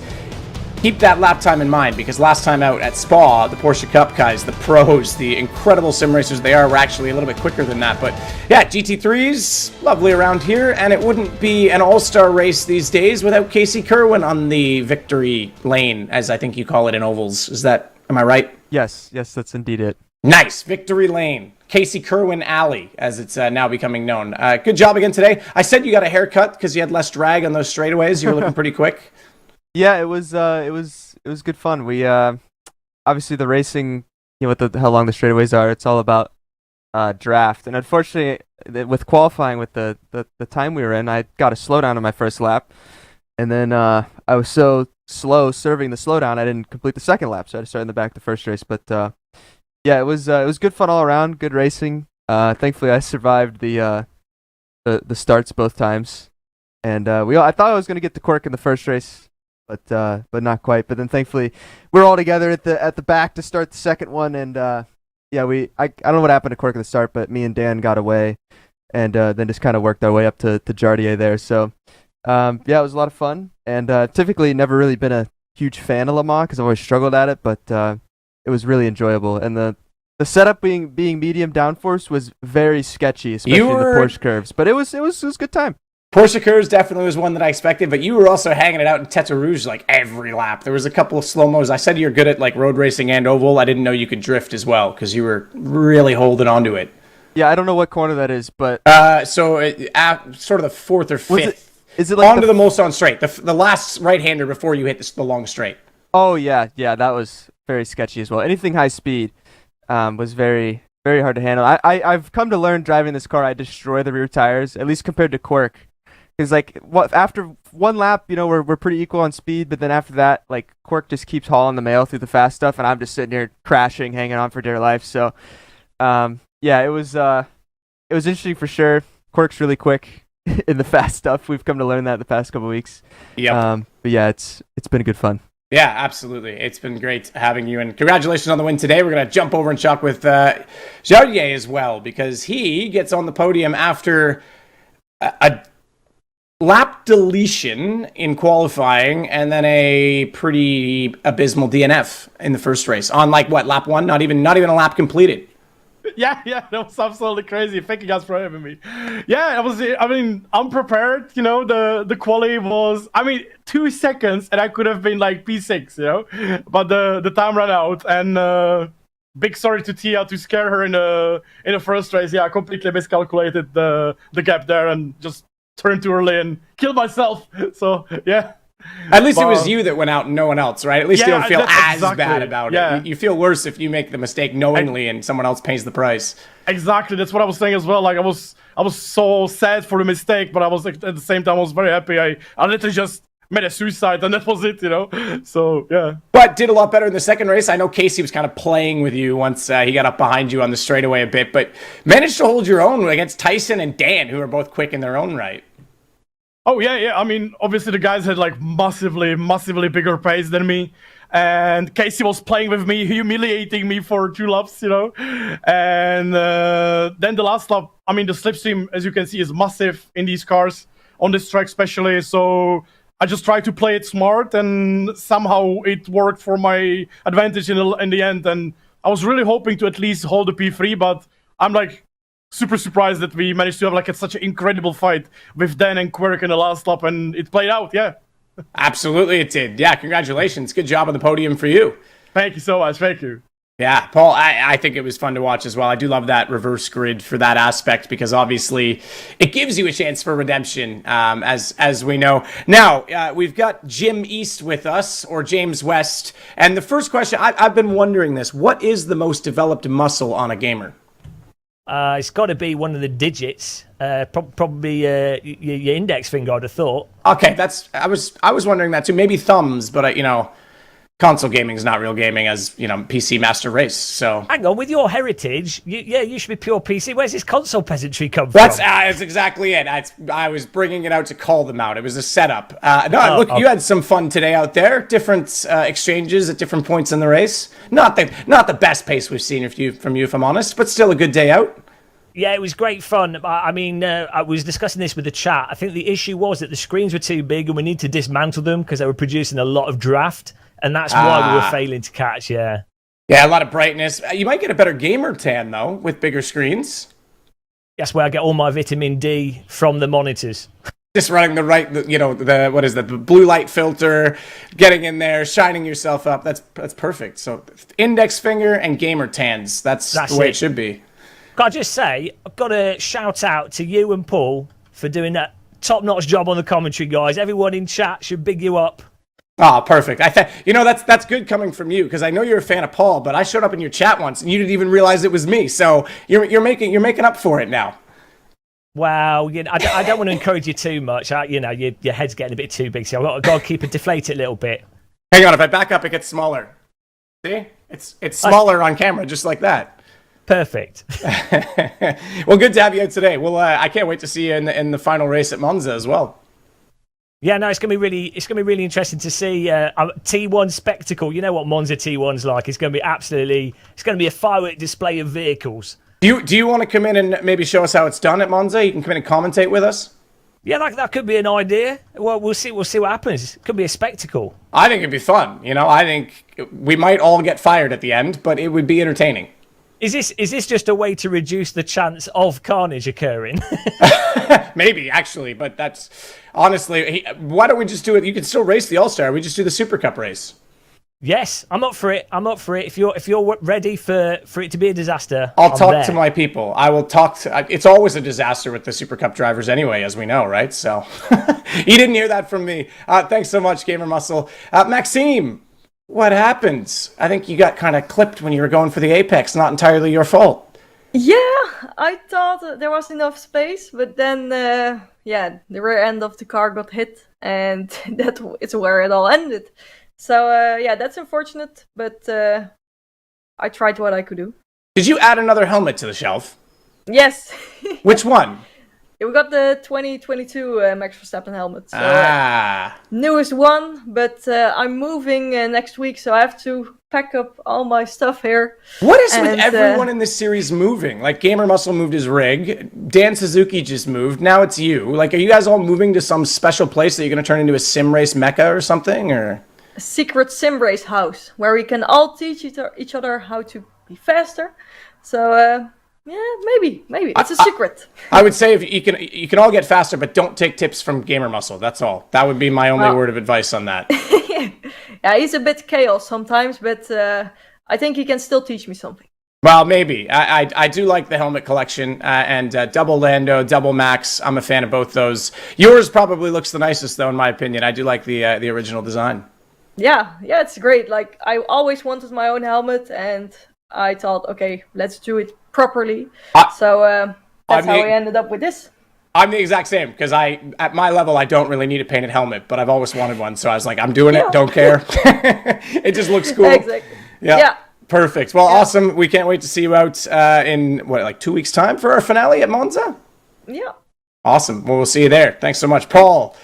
Pretty good day, again, I think, for the All-Star race. Always entertaining, and it's good to hear their personalities at the end of it as well. Yeah, and it's good to speak to some of the drivers who we haven't spoken to really all season, so that's really good to hear from them. That is going to be the end of the Buzz post-race show here for the All-Stars event, but we head on over to the Porsche Tag Heuer Esports Supercup with our coverage of that.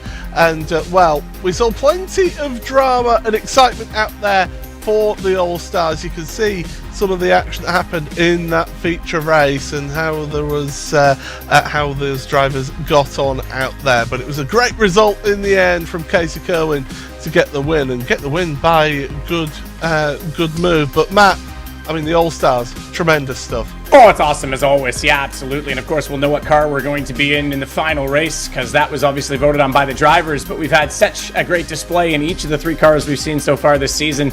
And it's always just such a great warm-up for what comes next, the Porsche Tag Heuer Esports Super Cup with some of the best drivers in the world, Paul. Certainly.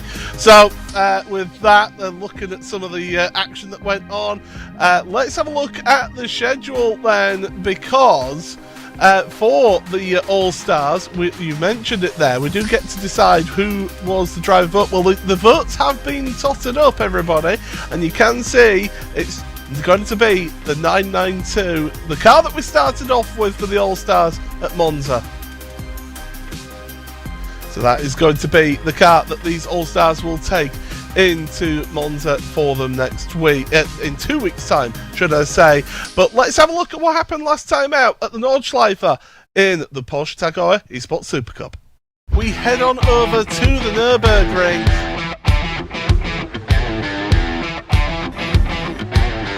Talk us through this magnificent circuit. Yeah, it is. It really is. Green flag. Away we go then at the Nordschleife to the inside. Alejandro Sanchez to the middle. He's going for 3rd place. He's trying to get ahead. And now there's a queue because they had to go.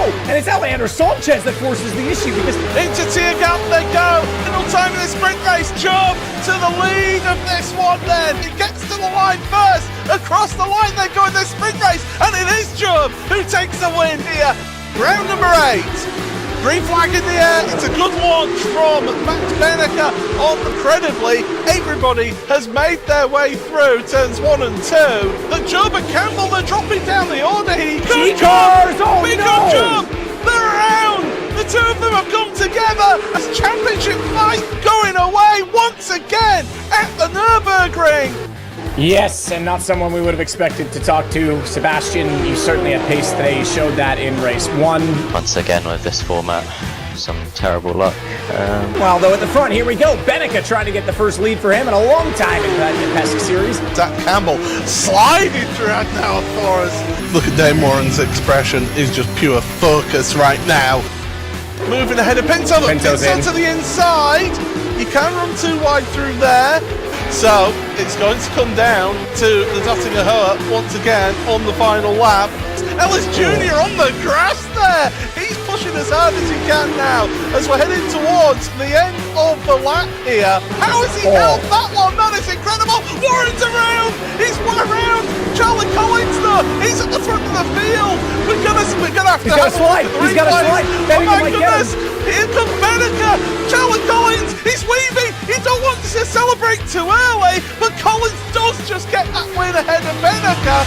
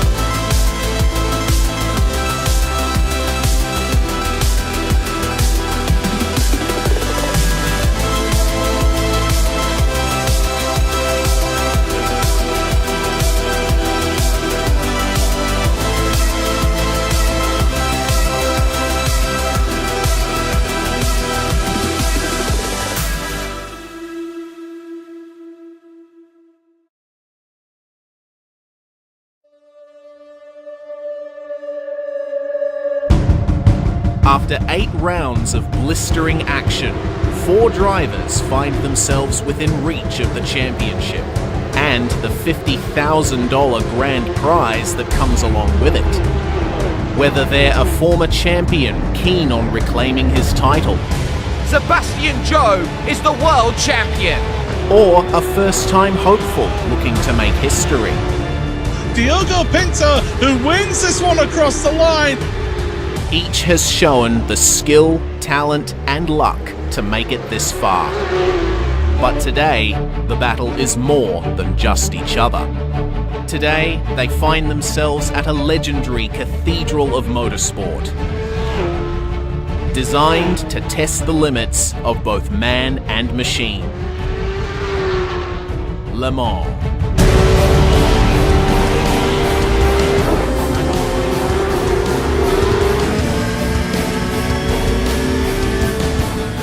Miles of high-speed corners and higher-speed straights, all winding through a French countryside synonymous with racing pedigree and endurance. Legends are made at this track. Today, we find out who is next. Who will set themselves up for a final round showdown, and who will get one hand on the Porsche Tag Heuer Esports Supercup.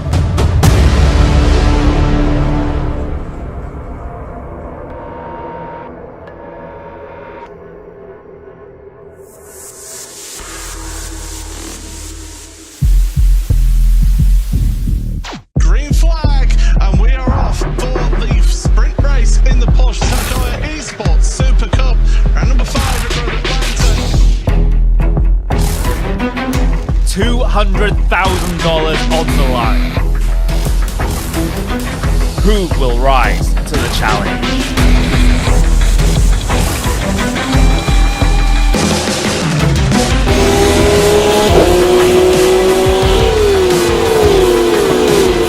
This is racing for immortality. This is esports personified. This is the Porsche Tag Heuer.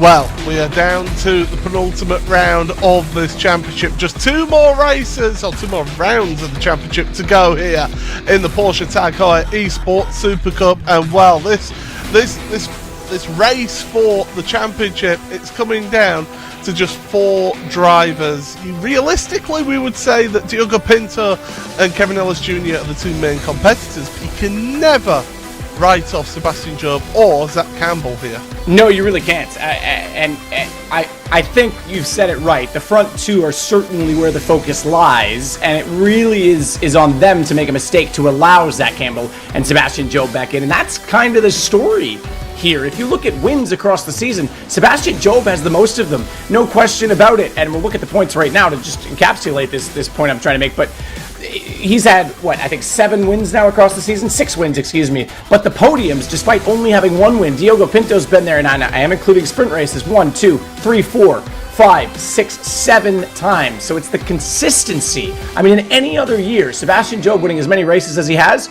you'd be looking at him at the top of the table. But Diogo's just been brilliant throughout. He's been Mr. Consistency, absolutely. So 73 points covers 1st to 4th place right now. And at the end of this round here, you've got to be within 85 points to have any hope of taking that championship race to the final round of the championship. Let's have a look at where we are here, and it is the Circuit de la Sarthe in the north of France. Historic venue, of course, been racing here for decades in the 24 Hours of Le Mans.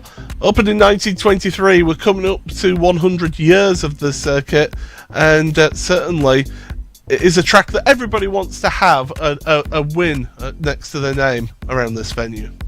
Absolutely, yeah. This is, I mean, you could sit here all day and talk about the most significant races on the planet, but you may have a different result or a different outcome of which you're backing in that argument, but you can't even have the conversation without mentioning this track, the Cirque de la Sarthe, the history here, and I mean, yeah, you're right, just about every champion driver in any category. It's part of the Triple Crown for a reason. It's on the bucket list of every driver who thinks they have a chance to go, and many more. It's on my bucket list, and I'll never go. So there you go. I mean, it's just such an incredible place to race a car, and I'm sure that weighs on your mind. I'm sure if you ask any driver that's done a lap around here, they're sitting on the Mulsanne thinking, my God, I'm driving on the same straightaway that literally every hero I've ever had has also driven down.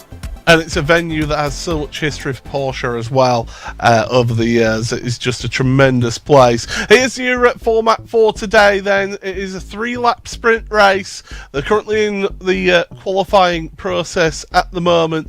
The top 8 from the results of the sprint race will be inverted for the grid for the feature race, which will be 6 laps in length. So double the length of this sprint race coming up. And, well, the drivers are all prepared, they're all out there, and some better lit than others, it must be said, but certainly the drivers are out there getting themselves ready and prepared in qualifying. They're all focused here on one thing, and that's just absolutely nailing that lap that you need around here. Yeah, absolutely the case. And unlike what we saw in our All-Star race, just as it has been all season, it is not an open qualifying. These guys are on the track to themselves. They do effectively have 2 laps. Now, that is a longer lap here, but they're all aiming for 1, and we've seen that all year. They're warming up the car. They're getting it done. They're very much that confident in their ability that 1 lap is all they need to try and duke it out for pole position. And pole position has been closely contested this year as well, Paul, as we look at where we are with one more race, the Monza finale after this one. But this is where we are with our Tag Heuer Pole Award. And it's Sebastian Job that leads the way on it, but Dane Warren, pretty solid also with 2, could easily come back on this, as could Diogo Pinto. Certainly could, and of course the winner of the Tag Heuer Pole Position Award does get themselves a Tag Heuer connected watch as well for the honour of taking the most pole position. So it's something that you want to get, and Sebastian Job, if he gets another one here, he will be absolutely signed, sealed and delivered in getting that Porsche, well, Tag Heuer who sponsor Porsche, but it's the Tag Heuer connected watch that he would win if he does take that pole position here today in this race. But we've said it all season long, there's only been one round where the pole position sitter hasn't taken the victory in the sprint race. For me, here today, this is the most likely round where that pole position award doesn't necessarily mean a race winning the sprint race. Did I say only one? Sebastian Job won last time out. He didn't get pole position last time out. No, he did not. You're so right. It was only 1. Yeah, exactly. Yeah. Dane Warren started the trend and then broke it, but now it is 2. I mean, it's still a pretty ridiculous stat to have. Quick maths here. 6 out of the 8 races that we've done be able to win from pole, especially when you consider that we're in a spec series. The drafting is very solid, and some of the tracks that we've been at have long straightaways where that draft is certainly substantial. So it's not like we've had processional races by any means. There's been tons of overtaking. It's just that person seems to be able to just edge it out. Yeah, certainly. One of our race winners from this season, unfortunately not able to make it here today, which is Kerwin, who has his commitments for Porsche. So unfortunately we do miss him from the grid, but there's plenty of talent and plenty of race winning ability out there on circuit. And he is somebody who's under... I would say he was under pressure, but he's not. I mean, he rode him. The pressure's pretty much off him. Yeah, he rode himself off. I mean, if you remember or recall, at the end of the last race, we spoke with him actually during the race at Nurburgring, and he pretty much said, championship over now. It's, despite the comeback. And as I said, 6 wins, again, including sprints in that, but 6 wins this season.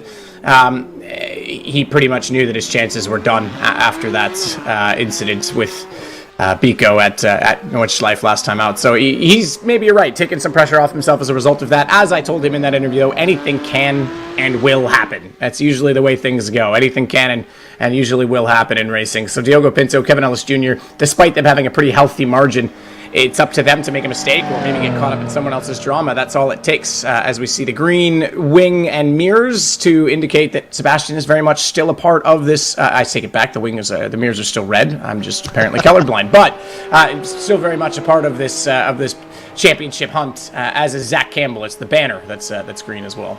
And also the top portion of the number board as well is green as well. Yeah, it's tougher to see, Yeah, it's difficult to see, absolutely, especially on these panning shots that we have. But Zach Campbell, last little bit of last-minute preparation, getting his car where he wants to be. And as we come through the final chicane, he will now push on and try and get himself... there you go, there you see that number board then. But this is now the start of his qualifying lap. This is where these drivers now will really need to focus up and push on to make this lap count. It's 1 lap qualifying basically for these drivers. Absolutely, yeah, and that's by design. These guys are that good and that comfortable. I would like to have 10 laps, if that would be all right with you, Paul, with fresh tires every single lap, but these guys are comfortable doing it in 1. And just to note, we're putting a lot of emphasis, and rightfully so, on this sort of championship finale coming up in Monza, and obviously this being the second last round, the penultimate round. There's also the relegation to include, and the reason I bring that up is it's the top 15 this year that automatically requalify for next season of the Porsche Tag Heuer Esports Super Cup. Pinto's made his bed for us today, so I think he's been making this bed all season. He just wants to have a nice championship sleep inside of it in 2 races time, or 2 rounds time, I should say, not to confuse the sprint and the feature race of each weekend. But the top 15 as opposed to the top 20, and you've already mentioned a driver that I think might be, if ever, eligible for exemption to that. Kerwin was actually in the championship contention in the first 3 rounds that we did do, and obviously his real-life obligations as a full-fledged Porsche factory driver have come to interfere with that, and I think, if you look at his consistency and how he did perform, barring Canada, where he didn't have enough time to practice and just showed up for the event, if you were ever going to give a driver an exemption, that might be the time to do it. And I know, yes, he's a factory driver for Porsche, and that might say favoritism, but maybe that's also why, and maybe they should do it because it's good for the brand, and he's shown that he's certainly eligible. But if not, he'll have to requalify, just like many drivers, including potentially Graham Carroll, Thomas Tettila, Johan Harth. These are big names that have been in this series for quite some time. One driver who's had a sensational season, it must be said, this man right here, Cooper Webster, even with his Formula Racing commitments for himself down in Australia, he's been an absolute revelation for this championship as Cooper, and putting some tremendous performances throughout this season. And if you think, he got a podium at the Red Bull Ring in the sprint race, he got a podium in the feature race at Spa as well, which I think is the best round of the championship we've ever had. He's been absolutely brilliant, and a breath of fresh air to the championship. Oh, completely agree. I genuinely think that it's not if, but when this guy wins a race. I'd love to see him do it this season as a rookie, just to make that point and really staple it. But it also shows the popularity of sim racing. And, S5000 in Australia is, essentially their Indy car, their national open wheel series. They're quite powerful cars. Not quite as technologically advanced as Indy cars, certainly not as Formula One, but they're a national series, much like V8 Supercars, and you're trying to get some stardom and some recognition nationally. But I I didn't know Cooper Webster until he arrived on this stage, the sim stage, and I didn't know much about him at all. And it just goes to show you how big sim can be, even for a guy like him, to help promote his real life driving. And it's testament to what Porsche is doing with this series, what iRacing has done with the entire platform, and certainly, you know, Race Spot and all of the related sort of content creators around it to give it that legitimacy. Well, there goes Max Bernecker then across the line. That's the target for everyone. 3 minutes 59.2 is the time we're looking for. Morena Sarica has actually beaten him with a 58.8. So wow. The Williams Esports driver putting in a great lap time. This is said with Bika Pinto to the head of your standings right now in qualifying, with Julian Sonin not that far back in second place, so he's got some good lap time in him as well. Those times are going to start coming in thick and fast right now. Graham Carroll into fourth place in qualifying, Jamie Fluke third, Zach Campbell second now, puts himself second, Kevin Ellis Jr. to the head of your standings, with Jeremy Bootsloop joining him now in second place. This is the car we have to watch, though. This is the car we have to watch. If Graham's that close and you've got your other championship challengers up at the front, this is the lap for Sebastian Job. This could be a pole position.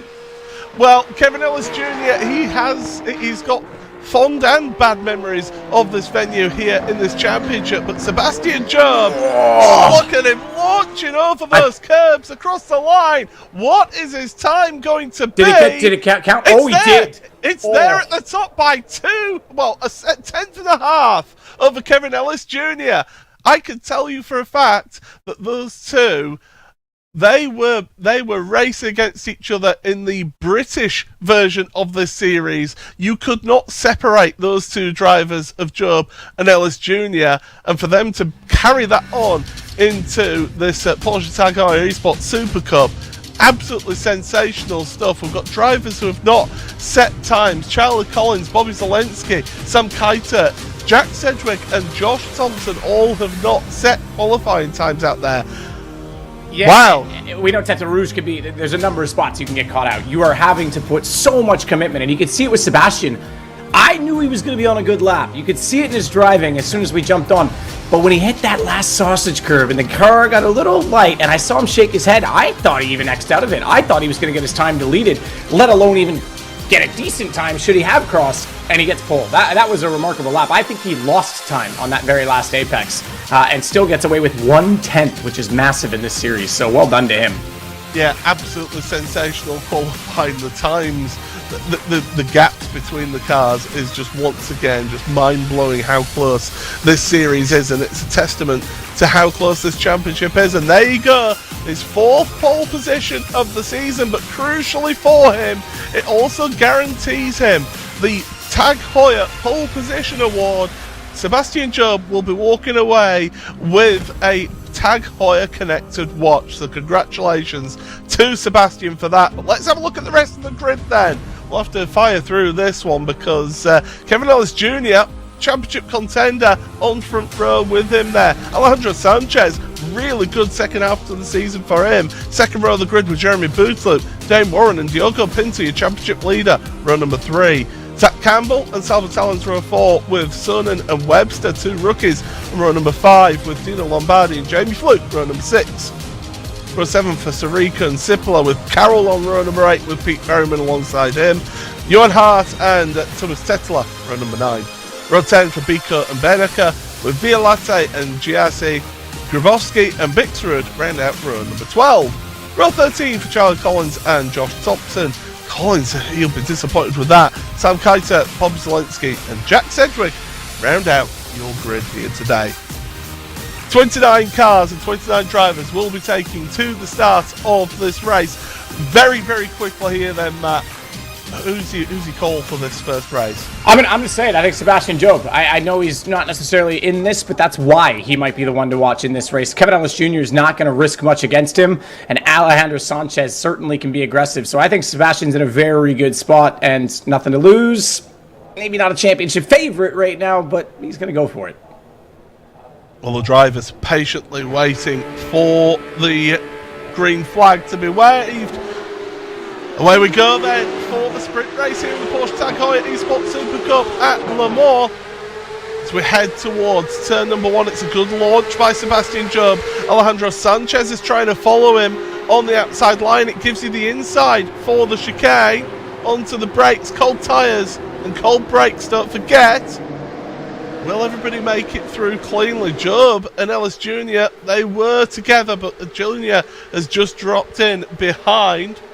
And an instant for Tetler, Half, Sarika and Berryman. They've all dropped down to the back of your field. But we'll keep with these live pictures. How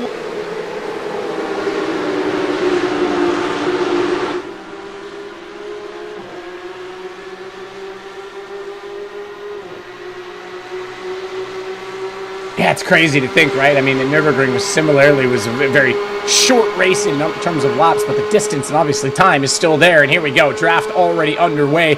Alejandro Sanchez, technically under a different stable than that of Kevin Ellis Jr., but both very much associated with the Apex brand.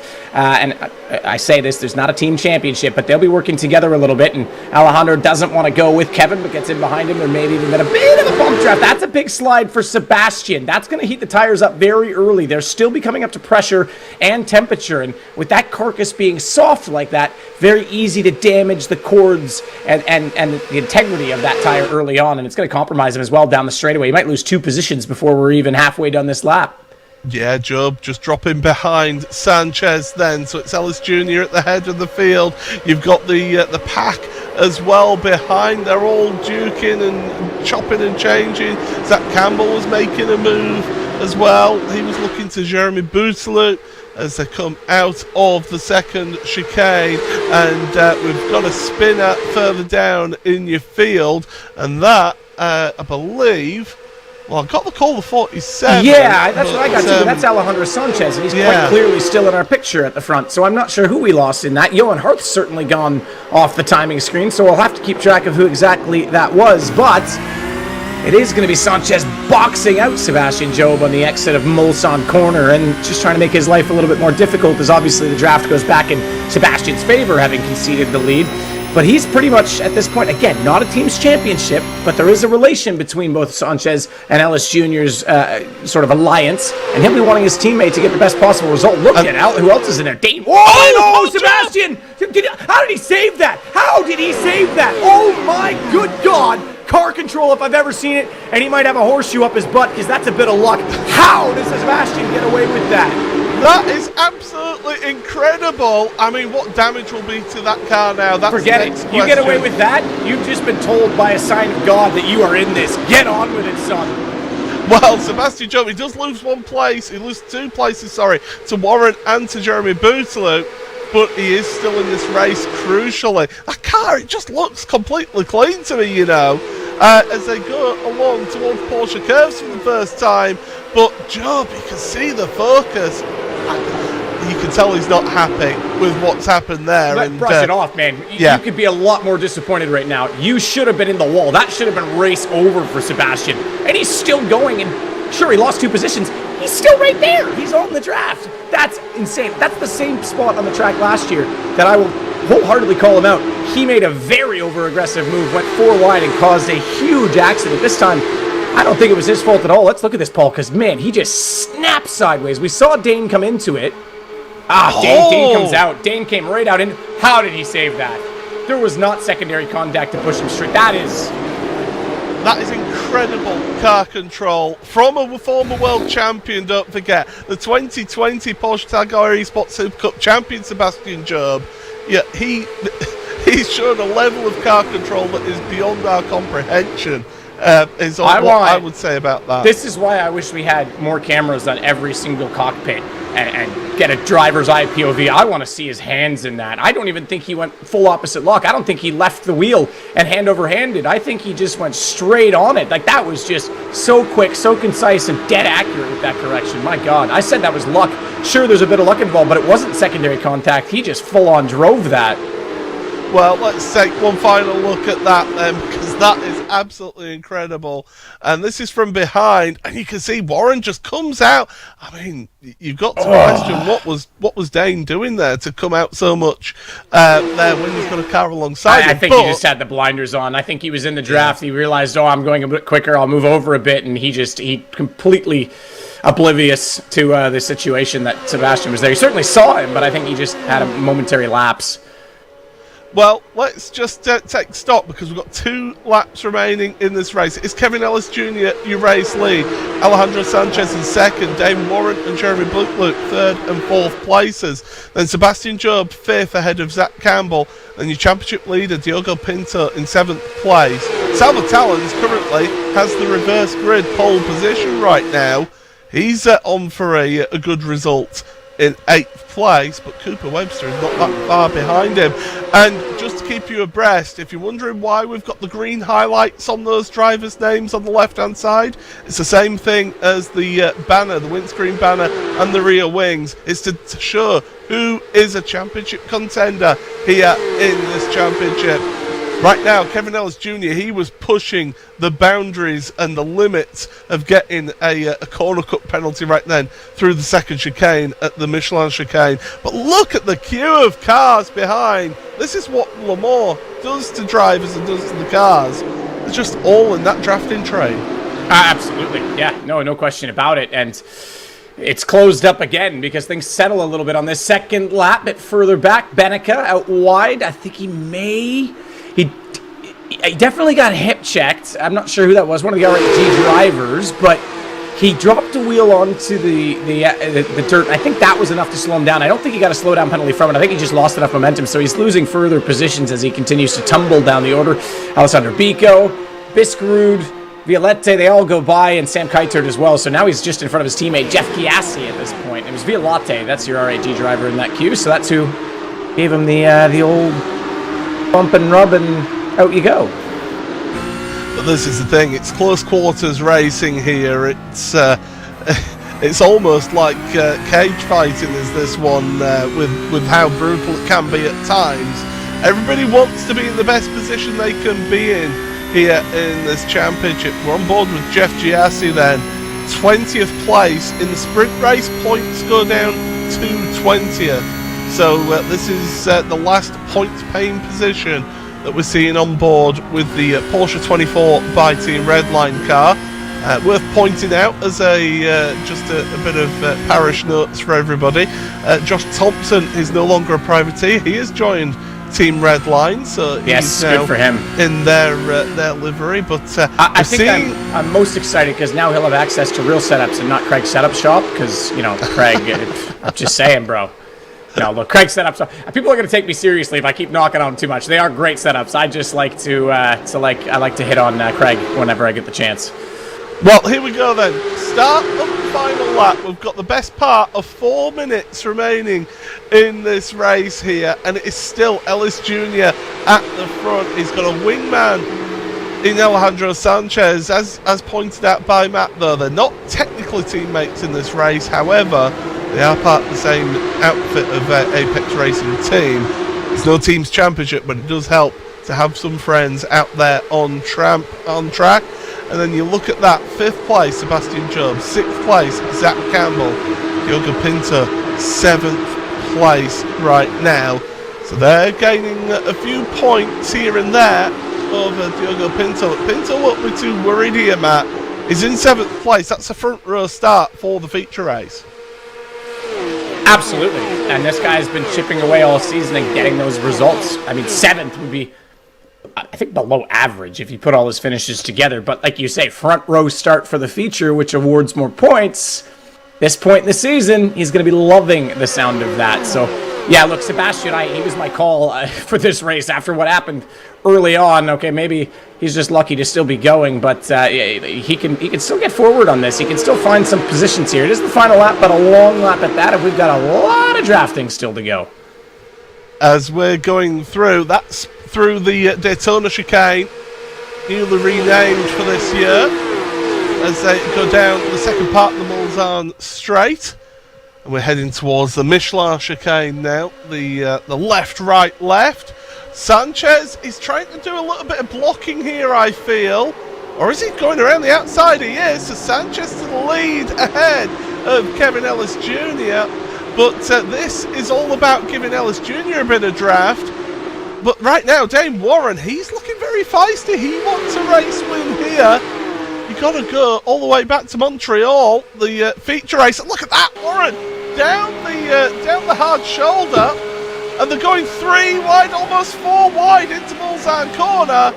Ellis Jr. just a nose alongside, but Dane Warren does take the lead right now. But Ellis Jr. won't be too worried about that. Not at all, but what a lovely play by Jeremy Bootslew to help his teammate and Dane Warren. Obviously, he was boxed in, had nowhere to go, but he bump drafts him, and that lets his teammate get past both Sanchez and now it's Kevin Ellis Jr., but he's left out. Everyone says, oh, you got help last time? Cool, we're just going to get to train and go right by you. And here's Sebastian back in the position where it all nearly came unglued, but he's boxed this time, nowhere to go. It's looking like NASCAR draft packs 2x2 at this point. Campbell. Look at Zach Campbell coming alongside Sebastian. He's just gained a position there. Sebastian, by being boxed in, has lost a position to Zach Campbell. And Campbell now trying to move forward. Pinto's on the outside. He's got the good run out the corner, though. That's what he needed to get ahead of Dane Warren. So Campbell gained 2 places in that move. He did, absolutely. I thought Pinto might be in a bit of a spot of bother. If Sebastian wanted to, he could have just ran him out a little bit wide and gotten cheeky on that, but he backed out of it before the apex, so that even though they were still overlapped on exit, they were single file, and that's smart from Pinto. There's no need for him to be taking risks right now. Yes, the closest to him in the championship is Kevin Ellis Jr., but it is still a very healthy margin. What is going on? That's Dane Warren. It's Dane Warren in the background. Job, and we believe it was contact between him and Warren in the Porsche curves. We'll have a look at that in a little bit because we're coming in towards the end of the lap here. And crucially, it's the man in second place in the championship who is leading this race into the final chicane. Kevin Ellis Jr. has just got 3 more corners. He's got 2 more corners to go. No mistakes. And Kevin Ellis Jr. is going across the line. He's got a race win. You can see what that means to him. There's a car off in the background. Who's going to be to the line? Cooper Webster is going to be our reverse grid pole sitter for the feature race. Yeah, sat 9th the entire time, and I said I'd love to see him win a race this year as a rookie. But this is what happened with Sebastian Job and Dane Warren. There was so much traffic. Dane was leading the race just before this. I said they all drafted by. No one wanted to help him. They left him out all on his own. So Porsche curves, outside run. Sebastian keeps his nose in, rightfully so, at this point. And look, if that was a move off of a straightaway under braking, I would say, Sebastian's not far enough along. The fact that he held the outside and then it switches back, I think you have to respect that he's there. Now, it did look like he chinked a little bit to the right, and that might have caused it, but it definitely could have been more racing room left there. Well, here's your provisional race results then. Of course, it is Kevin Ellis Jr. who wins that one by just under half a second ahead of Alejandro Sanchez. Jeremy Bootslew, home race, gets himself a podium. Really good way to get towards the end of his pro racing career here in esports. He finishes on the podium. Zach Campbell, 4th ahead of Sebastian Job, with Diogo Pinto in 6th. Salvatore in 7th, and Cooper Webster, there you see, reverse grid pole position. Dino Lombardi and Julian Sonnen round out your top 10, with Collins in 11th place. That's a really good drive from Charlie after starting at the back of the grid. Graham Carroll in 12th, Kaita, Biko, Violette, and well, let's have a look then again at this one, because I'm sure, Matt, this is going to be a talking point. Oh, no question that it will be. As I say, there's an underlying factor that's not talked about often in overtaking. I mean, there he's perfectly side by side. I think he's far enough along that racing room has to be left, and I think it just they pinched into each other too much. I kind of think Dane could have left a bit more on that one. But there is a factor in overtaking that the car overtaking, if you think, even if you're not fully alongside, that the driver on the outside can still sweep into the corner and make the corner, you're more inclined to take that position. But if he can't make the corner, you've got to back out. In that case, I still think Dane could have made that corner. So Sebastian is going to be thinking, I am fine to be here. It's still safe in this situation. But speaking of situations, it's narrowed down a little bit, hasn't it, this points total? Yeah, it certainly has. Just 18 points between Pinto and Ellis Jr. Job is now 53 points back, with Zach Campbell then in 4th place, 70 points back. Remember, at the end of this week, if they're not within 85 points, they're out of the championship running here in this one. But that top 4 still incredibly close between them, and any of them could still win that championship. But Job has caught up points here in qualifying and in this first race. As we say, though, as always with these results, they are provisional here in this series. Yeah, absolutely. No question about that. Provisional, they'll be reviewed. There is penalties. That's the other incredible thing about Diogo Pinto's season. He has a 20-point deduction from a penalty earlier on, and yet still has had such a total. This guy, man, okay, look, Sebastian, what the hell was that save? I, honest to God, was about to say he's done, he's out, he's gone, and you just pulled... Forget Colton Herta at Indy. That was ridiculous. It's just a bit of luck, to be honest.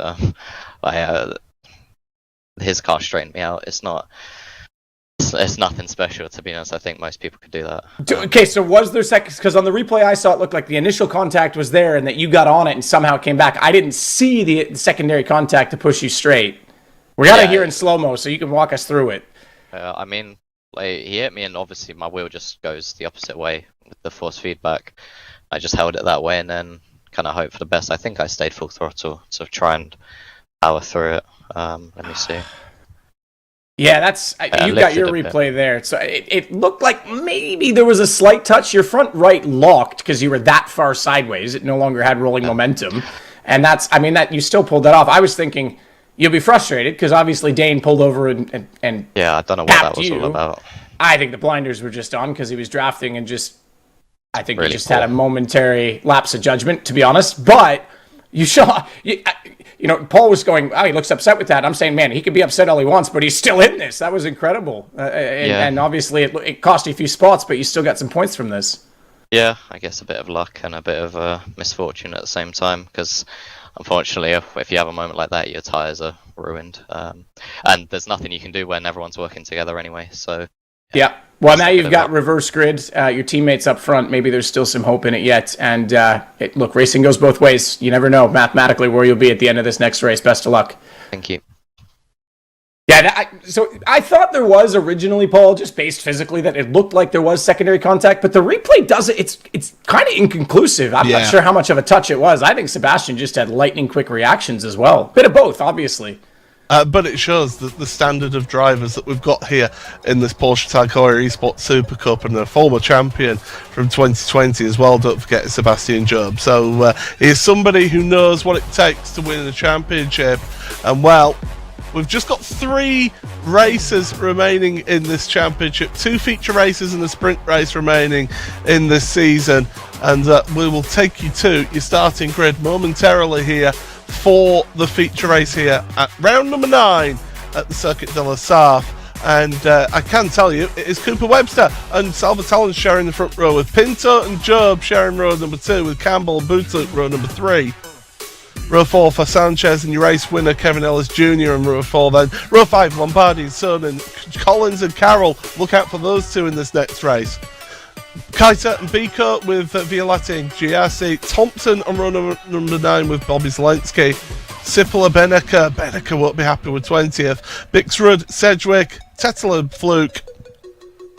In the final few rows, Grabowski, Warren, Sarika, Berryman and Hart round out your grid. 29 cars on the grid here for this feature race. And it's an absolute pleasure to have you all here as well, joining us for this event. It's the feature race, the main race of round number 9 of the Porsche Tag Heuer Esports Supercup from the Circuit de la Sarthe in the north of France. The green flag is out and we are underway here. Good start from Cooper Webster. Nice launch from him at the start. He's got Salvatore behind him. Pinto in 3rd place with Job alongside him. We look further back in your field here, looking from way up above now. Do they all get through the chicane on this first time? They're going 2-3 wide. Further back there's a spinner, that's Biko, who's around at the back and he's just getting tagged. Very little people can do there, and Thomas Tetela, an innocent victim there. Yeah, absolutely. Get tagged. I'm not sure which red line car that was. I would assume that far back was it. I thought it was actually Benica? Okay, so maybe. Sorry, that's right. It was a VRS car. My mistake. Yes, absolutely. And I think you're right. It was Warren that got into him. Obviously, being far down on the grid from the last race and just couldn't get it collected after going wide. Bit of contact, but man, what a start! You nailed it on that one. The launch from Cooper Webster was perfect. His car was moving before everyone else. Not that he jumped the start, because I saw the light go green. He was just lightning quick as well, and now he's in a great position. And Sebastian Joe back to 5th already. He was running 3rd at one point, but got side by side with Pinto, who now sits in that last podium position. Early days though, one of six laps, so we've got double the distance this time around. Yeah, double the distance, which means it's not quite much of a panic or a fast-paced, force your way through elbows out style of driving. It can be a bit more thought through and a bit more methodical here. And we saw how in that last race, even on the last lap, Kevin Ellis Jr. and Sanchez, they switched positions down the Mulsanne straight, but then head into Indianapolis. That was the crucial moment. You called it in our All-Stars race, and you called it in that first race, Matt. It's the move out in towards Indianapolis is where you need to be making the move on that final lap. Absolutely. You want to do it as late as possible so as there can be no return serve, if you will. And that's definitely something to be looking for. Sebastian's already moved to his right to try and get out of the draft. He wants to get by Zach Campbell now, his teammate. And this is an interesting one because he said everyone's working together as if to indicate, look, I've got less teammates in this fight to help me. His teammate's leading, but as a rookie, I wanted to see him win a race. What does he do to try and help Sebastian if he can claw through and get close at the end? Again, no team orders, but you don't look. If I'm Sebastian's teammate right now and he's looking for a hope to get back into this, you don't have to send me an order. I'm probably going to do it out of my own kindness as his teammate. So it'll be interesting to see what happens. But you can't. There are rules against purposely giving a position. Oh, not necessarily saying that, maybe snatch a break and go a bit deep into a corner. And even that, but not even just necessarily getting Sebastian forward, but also just holding people up in front, being extra defensive and making sure that no one's going to break free and that he can take advantage of that behind. I said Charlie Collins might be one to keep an eye on in this race. He's already up to 8th place on this lap, 3 positions gained from where he started. And look at this, Salva Talons, it's Spaniard versus Portuguese as they're heading in towards the Porsche curves. It's the race of Iberia. Can they sort themselves out? Yes, they can. And he's gone wide though. He's wide, but he gets it back. He didn't go off the track. He didn't drop a wheel. Didn't have to have any instances with car control. He'll keep the tires happy, but it does allow this crossover to go the other way. And if he can get boxed out, this is tough. Sebastian's going to be licking his lips, but trying to find the right moments. And he'll get it. Does he get both? I think he gets both. I think they both lose momentum, and that's exactly what Sebastian wanted. That was beautifully done by Sebastian Job. Waited for the opportunity, and that's moved him up into 2nd place. And more importantly, who's at the front of the field? It's Cooper Webster. What car does he drive? Oh yeah, it's a Red Bull liveried car. Yeah, they've got wings now, 1 and 2, and we'll see exactly how this works. Cooper's got enough of a lead right now that if they calculate this right, he can lift off enough to get Sebastian in the draft, but not fully back off and bring everyone into tow. And maybe he can try and get Sebastian forward with him. But right now, Pinto still sits in 3rd, and that is a lovely points total even still, because at this point, he just needs to chip away at that lead. Well, if you're Pinto, as long as you're scoring big over Kevin Ellis Jr. right now, because that gap did reduce down to 18 points after qualifying and after the first race, because of course there are points given for qualifying as well, don't forget. If you're Pinto, right now I'm not too concerned sitting behind Job and having Campbell behind me. It's Ellis Jr. that's my main concern right now. Absolutely. No, and that is exactly how you have to think about this. There's no need for a risk from Diogo Pinto. Now, he does have a lovely draft and not a lot of risk involved in that, but Sebastian shouldn't really be his concern, nor should Zach Campbell be, the other of the 4 drivers adorned in the green banners this time out in Le Mans. But Sebastian, on the other hand, will be able to just fight forward knowing that Pinto's probably not going to do anything uncharacteristic, and he still has 1 car in front that is a friendly car and could take advantage of that.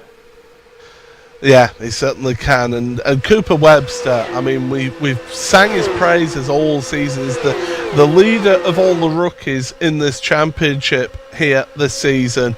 He's been a revelation, and he's been what the Oracle Red Bull Racing Esports outfit have needed here this season. You pointed it out throughout our coverage here throughout the season.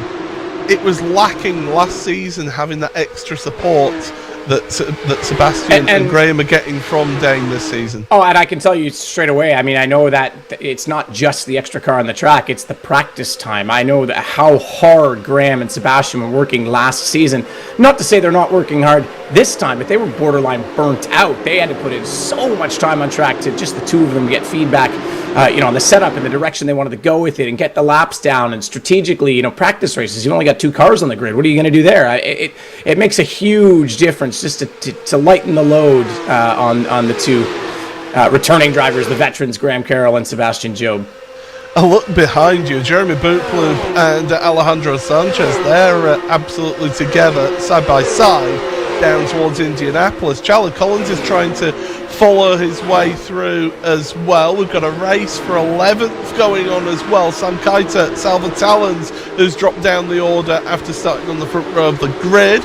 And Quentin Violate is involved with that particular race. You can see on the bottom of your screen.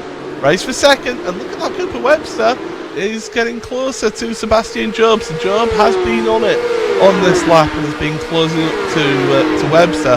Unfortunately for Job, he's dragging Pinto and Campbell, his championship rivals, along with him. Yeah, absolutely. I think, Cooper's done this well. He's got him to exactly a position now where he can capitalize on the draft, but doesn't want to get too far back into the clutches. The problem is that Sebastian, even though he's in the draft, they're in his, so they will still get pulled forward as well. So I think it's just going to be a straight race at the end of this. And hey, I wouldn't want it any other way, would we, Paul? That's what we love this series for. It's so competitive. Yeah, it's just absolutely brilliant is this championship, and it's been an absolute pleasure to bring it to you all season long. Of course, don't forget, this isn't the final round. This is only the penultimate round of the championship. We've got one more round in 2 weeks' time at Monza. Make sure that you set yourselves up and get reminders for that one. And if you are enjoying this series and want to keep up to date with everything going along and happening in this championship, then go to iracing.com/PESC, where you'll get details of the standings and the drivers. And also, while you're at iracing.com, why not sign yourself up and get yourself to become a member and join us here on iRacing to get and participate in racing. Start off your career on iRacing. Every day's a race day, and you'll certainly have a lot of fun out there. Oh, tons of fun. No question about it. It's even aside from the racing, just the experience of driving circuits that you've only fantasized about or seen on TV or seen on YouTube, I guess these days I should say, Paul, if I want to be more in touch with our generation. But yeah, absolutely correct. You can get in a bunch of different cars, tons of different Porsches and a lot of world-class circuits, and get that sort of vicarious experience. And I say vicarious, but it's very much a real experience in sim now. It's getting so good. It certainly is. It's tremendous. Now, we were looking at that little train of cars of Bootlube, Sanchez and Collins and Ellis Jr. But we'll look a little bit further back because Jamie Fluke, 15th. You got Max Benneker there in 16th. Ooh. Johan Hart making the move and getting a position gained. And that 83 of Bobby Zelensky didn't look happy out there. Dropped 2 places I think he got a Lombardi. A little love tap on the way in, I think, which shot him a bit beyond the breaking leaders. Points. There's the change of the lead. Then Sebastian Job to the head of your field.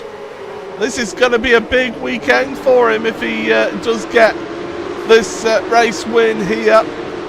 You never write out a champion and you never write out a championship. Well, this is interesting because we still have 3 laps to go in this race, and they've swapped in the draft already. So, yeah, I think they're going to play leapfrog. I was going to say you've got 2 choices. You bump draft or you leapfrog and try and pull each other along, because it's too early to try and break off and go defensive. Because if Cooper goes defensive now, without doing anything egregious, eventually he gives up the position and Diogo goes by, and then they've lost this team's position right now. You still want track position for both cars. So back and forth, every chance they get right now without bringing Diogo into it, they're going to swap positions to try and basically slingshot each other further up the road. You may have seen in the background of that shot at Mozart Corner, Charlie Collins made a mistake, drops the position to Kevin Ellis Jr. Jr. was struggling to get past Collins, and so that will be really helpful for him. Joe, back to the head of your field, and that's exactly what he needs to do, and this is what they need to do. Exactly that. This is the fastest way of doing it. You let each other get the draft. You're both going to get faster on the straightaways. You do it cleanly. Don't defend each other. You want to try and basically accelerate this entire train, and by keeping them the faster two and leapfrogging, even though Pinto's there in the draft and stays with both of them, he can't pass them. He can't get by them while they're doing that. And a bump draft is one way of doing it, but a bump draft is going to slow the second car a little bit and allow Pinto a chance to pass potentially if the momentum's lost too much. So this is smart so far, but it's still a long way to go. And this is going to have to be almost perfect from Red Bull to try and keep Sebastian clean and out of harm's way in this for the win. You saw on the replay in the bottom right-hand corner of your screen exactly what happened to Charlie Collins there. He was alongside with Alejandro Sanchez. He would go enough a look in that bottom right-hand corner then at the replay. There's Charlie Collins trying to go the long way around Mulzan, and Sanchez, a little bit of a squeeze, and Collins just loses that momentum into the gravel, and that loses him the place.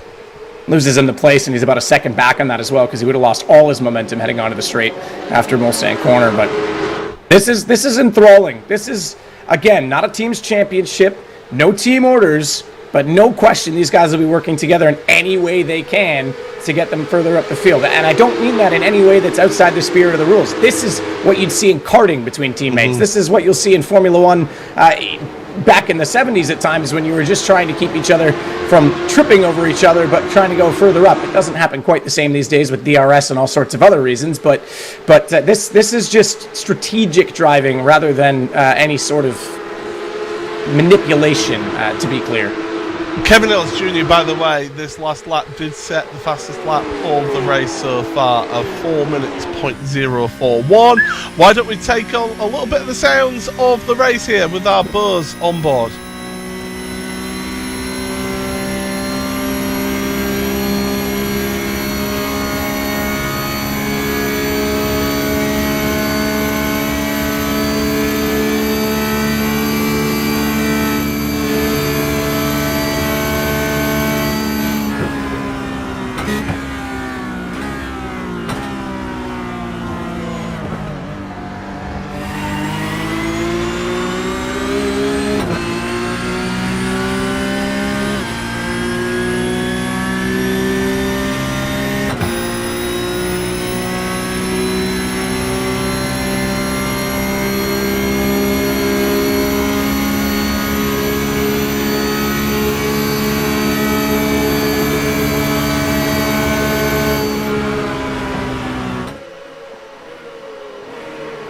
So, as you can see, Cooper Webster has moved back ahead of Sebastian Job down the first part of the Mulzan straight. Pinto was having Zach Campbell having a look at him into the second chicane, but no move forthcoming there. I guarantee you Sebastian would have been looking in his mirror being, come on, Zach, get in there, Zach, go. Because Zach is still behind mathematically of Sebastian in this championship, and it's more points away from the man who's leading it, Diogo, and now Diogo knows that pressure's on. He knows that Zach's trying to make a move. If Sebastian's smart right now, hang the car on the apex. He's going to go for the lead instead, but somehow they need to pull Zach along. Nobody help Diogo. Leave him on the island right now. They're going to try and break draft. Oh, they are going to pull him forward. I thought they would try and get Zach Campbell ahead of Diogo just to give themselves a buffer and leave Diogo on the inside with no one to pull him up the circuit. Oh, this is just a battle of wits. This is, I said it at the start of the season at Hockenheimring, that it is chess at 180. Now there's contact between Webster and Campbell. Campbell's into the wall. He keeps going though. Incredible. He does not lose a place in all of that. This is the second piece of incredible fortune to happen that we've seen out there from Contact. Dear God, how are they getting away? That's well over 200 kilometers an hour. Now, this time there is visible damage to the front left of Zach Campbell's car. He is, that was a heart rate moment. I wish we had it. heart rate monitors on these guys in situations like that. That was Weber. You're absolutely right. He moved to the right, but Zach had a good run. Not only was he alongside Pinto, he was trying to make a move to get up into second on that. It was just... I needed to see a better look to see if it was anyone's fault or if it was just simply a racing incident where they were both, similar to a motorway where you're 3 lanes wide and 2 cars go for the middle at the same time. Yeah, you can see he's just trying to calm himself down, trying to control his breathing. But yeah, that got the heart rate up, did that moment, because suddenly you get that rush of adrenaline come into your body just when something like that happens. And yeah, these drivers, you have to be physically and mentally fit to compete in these races and in this championship. Let's have a look then. This is the view from on board. Yeah, that's a tough one because Cooper's already gone for the overlap and they just kind of trip. Zach still has more speed and I don't think Cooper's ready for him to come alongside. So it's a racing incident more than anything. And man, a slap of the wall, keeps it straight and manages to get it turned in and on the brakes for Indianapolis. That is pretty incredible, I have to say. And Zach Campbell, that damage might give Diogo Pinto a bit of a breather, and Pinto's going to be loving it. Again, he's able to stay out of the dramas. Consistency is the key for him this year. Yeah, absolutely tremendous driving. Kerwin Ellis Jr. now, your winner from the sprint race. He's currently there in 7th place. He cannot shake Charlie Collins off of the back of him right now. He's got Alejandro Sanchez ahead of him, where if he does make a move on Sanchez, I don't think there'll be much of a defence happen there. Meanwhile, Zach Campbell, with a slight bit of damage, what's that going to do to his top speed down the Mulsanne straight? With him being in the draft, I don't think he'll be affected too much. It'd be if he was on his own out there. But he's struggling to catch up to them, isn't he? He's stalling out with that slight bit of damage. I think he is a bit. The draft certainly is going to keep him on it and keep him in contention, but if he gets broken from that, he's not going to have the pace in that car, I can't imagine, to get back into it. Man, oh man, he's doing very well right now, though. I thought Diogo would be safe from this threat, but Zach's not giving up. He refuses. He's a fighter in this championship, and up ahead, they're going to swap positions again because they've got the gap to do it. I'm not going to elect to do so this time. Job will stay further forward. 2 laps to go. And Pinto holds third. You can see it when they get up toward the top of the speed there. Pinto gets a draft forward. He gets pulled toward the Red Bull cars. And unfortunately, Zach's pretty much topped out. So there is a bit of an aero drag problem right at the top end of the gears. And look who's coming on to join the party here, because you've got Jeremy Bootloop, Alejandro Sanchez, Kerwin Ellis Jr. That is crucial in terms of championship, joining in with this little train. You've also got Charlie Collins on the back of that one. So 8 cars all together, almost make that 9 cars. There's a move from Ellis Jr. and that's on Sanchez. There's contact. Now, has Ellis Jr. got damage? Is he running slow? Has he got maybe affected his steering with that one? Oh, it's a slow down penalty, Kerwin Ellis Jr. That's the last thing that he needed at this stage of the race. That's absolutely unfortunate for him. 18 points the difference. He is the best positioned mathematically to try and do something in this championship, and now he's going to fall behind Graham Carroll outside of the top 10. I say it behind Graham Carroll. They're still neck and neck at this point on the circuit, but oh, poor Kerwin Ellis Jr. is doing everything he can to stay in this, and he's been another driver that deserves credit for consistency. 4 podiums this year, and 1 win. It is going to be contact. That's Cooper Webster. So now Sebastian Job flies on his own because Cooper's pushed into the wall. Yeah, that was Pinto and Webster there between the two of them, and I'm sure that there'll be a few words said in that one. Now, this is Ellis Jr. that we're on board with in the replay in the bottom. Oh, that's a bit of a late move. And he's touched those green bollards on the inside of the corner. That gives him the slow down penalty. Yeah, I don't know if he caught himself looking in the mirror or just missed his reference with the lack of downforce coming out early and then offline a little bit. He certainly did that to himself. He definitely went further right because he knew he was going to get into his teammate, knew the contact was inevitable, but unfortunately clipping that cone. But this is a good gap right now. 2 to go. It'll be 1 across the line. And Sebastian Job has almost a second, but my God, he better hope he nails the first half of the lap, because if they hit Mulsanne, he's going to be a sitting duck. Well, it is championship 3rd place. Sebastian Job in the lead of this race. Championship leader Pinto, who we're seeing in this replay, a little bit of a squeeze with Webster, and Webster does clip that wall with that squeeze. I'm sure the stewards might be a little bit busy after this one with a couple of instances where it's a bit questionable, but we'll leave that to those post-race. But yeah, it is championship leader Diogo Pinto, second place, a second off of Sebastian Job right now. Zach Campbell, fourth place in the championship, is in third place. There's a little bit of context to those front three. Then Jeremy Bootler, I said he's having a good end of this season here. He's in fourth place after finishing really well in the first race as well.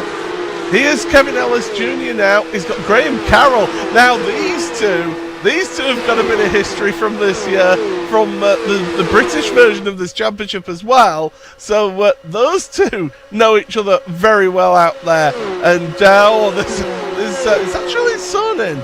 No, it's not. It's Sam Kiter. Yep. Trying to split them, but not forthcoming so far. Now, the interesting aspect of this, just to look back to the front of the field, is that yes, Sebastian Job will get 50 points for a victory, but had Webster been able to hold on strategically, he would have gotten 45, and therefore the deficit would have been 10 points to Diogo Pinto. Now, him being in second, it's only a 5-point difference. So a win, phenomenal win from Job if he's able to do it, especially considering the pace he has. But it could have been cost. That was a lot of weaving. That could have been hugely controversial and massive contact if it had gone to it.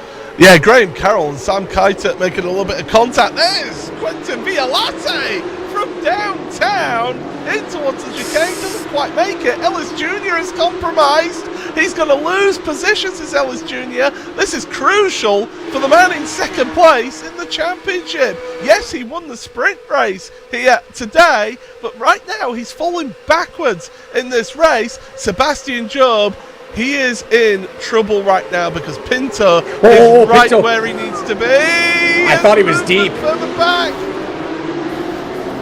They all get through. No, they don't. No, they don't. Wheel touching. That's not going to work. Wheel-to-wheel contact that chucks Cooper Webster into the air. And I believe it was the 40 car. Who is that? That's Sonnen that was actually touched into the wall as well. But you're right. It was on for Indianapolis. And Diogo Pinto is absolutely on the charge.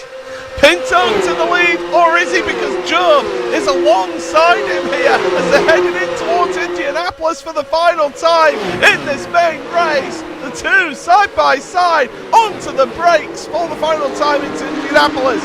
Job can hang it out around the outside. That's a brilliant drive this is through smart. that corner. And look at that, Campbell to the inside of Pinto. That's going to help out Job because it's taking points off of Pinto. I guarantee you check the data, Job just braked earlier than he has for Arnage all race. The second he realized he had compromised Diogo's line by holding the outside and Campbell was there, moves over. I'm going to slow down a little early. Oh, I can't imagine why. Oh, because Zach Campbell now could take those 5 points back off Pinto, but he's not quite there by Porsche curves. That damage is costing Campbell a few kilometres an hour of top speed, and that is the difference there.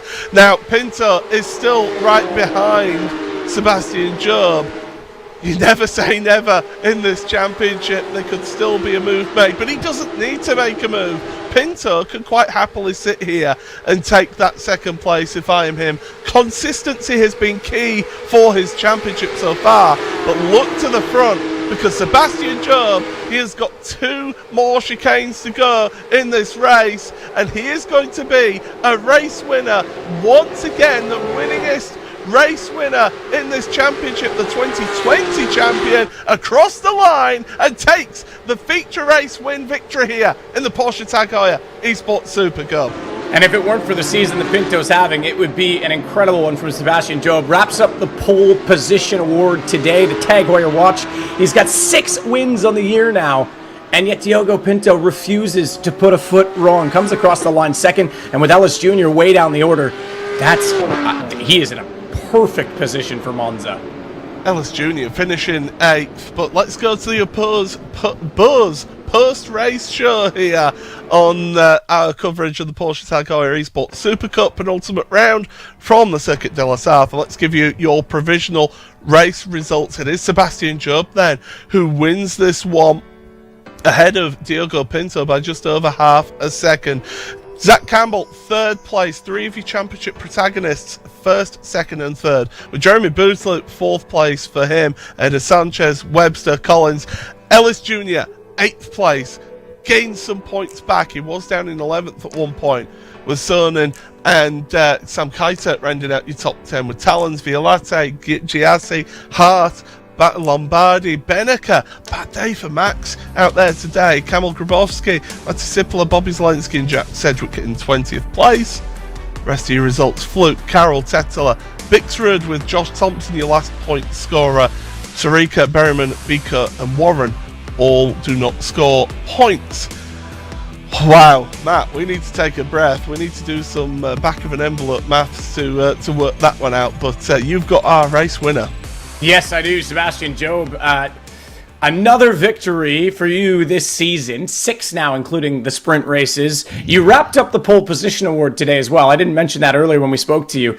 Look, if not for Diogo Pinto and Kevin having a very consistent year, this would be an incredible season from you. Yeah. Not to take away that it isn't. The way I said that made it sound like it's not, but you get my point. I agree with you. I personally feel like I've driven really well this year, and I don't want to cry about it or anything, but I don't feel like I've had great luck. But on a personal note, I've been very happy with how I've driven. Was really good teamwork with Cooper today. I'm very unfortunate that he didn't get to join me in the top 3, because I think he deserved it. But yeah, it was nice to get another win, but need some big luck if I want to beat Kevin or Diogo, as you say, because they've had a great season. So yeah, absolutely. Cooper, I feel for him because rookie leading the race, and correct me if I'm wrong, but he, lets you get up in the draft so you guys can work together a bit, and compromises his own. But that's pretty selfless of him as a teammate to try and make sure that he could give you the best chance today of anyone. Yeah, I mean, to be fair, the draft was so strong that even at the 2-second gap he had, I was like gaining a huge amount on the straights from him. So it wasn't like we had to slow down. We just kind of we were like, let's just push because we can drop the guys behind from 5th backwards, and we did for a bit.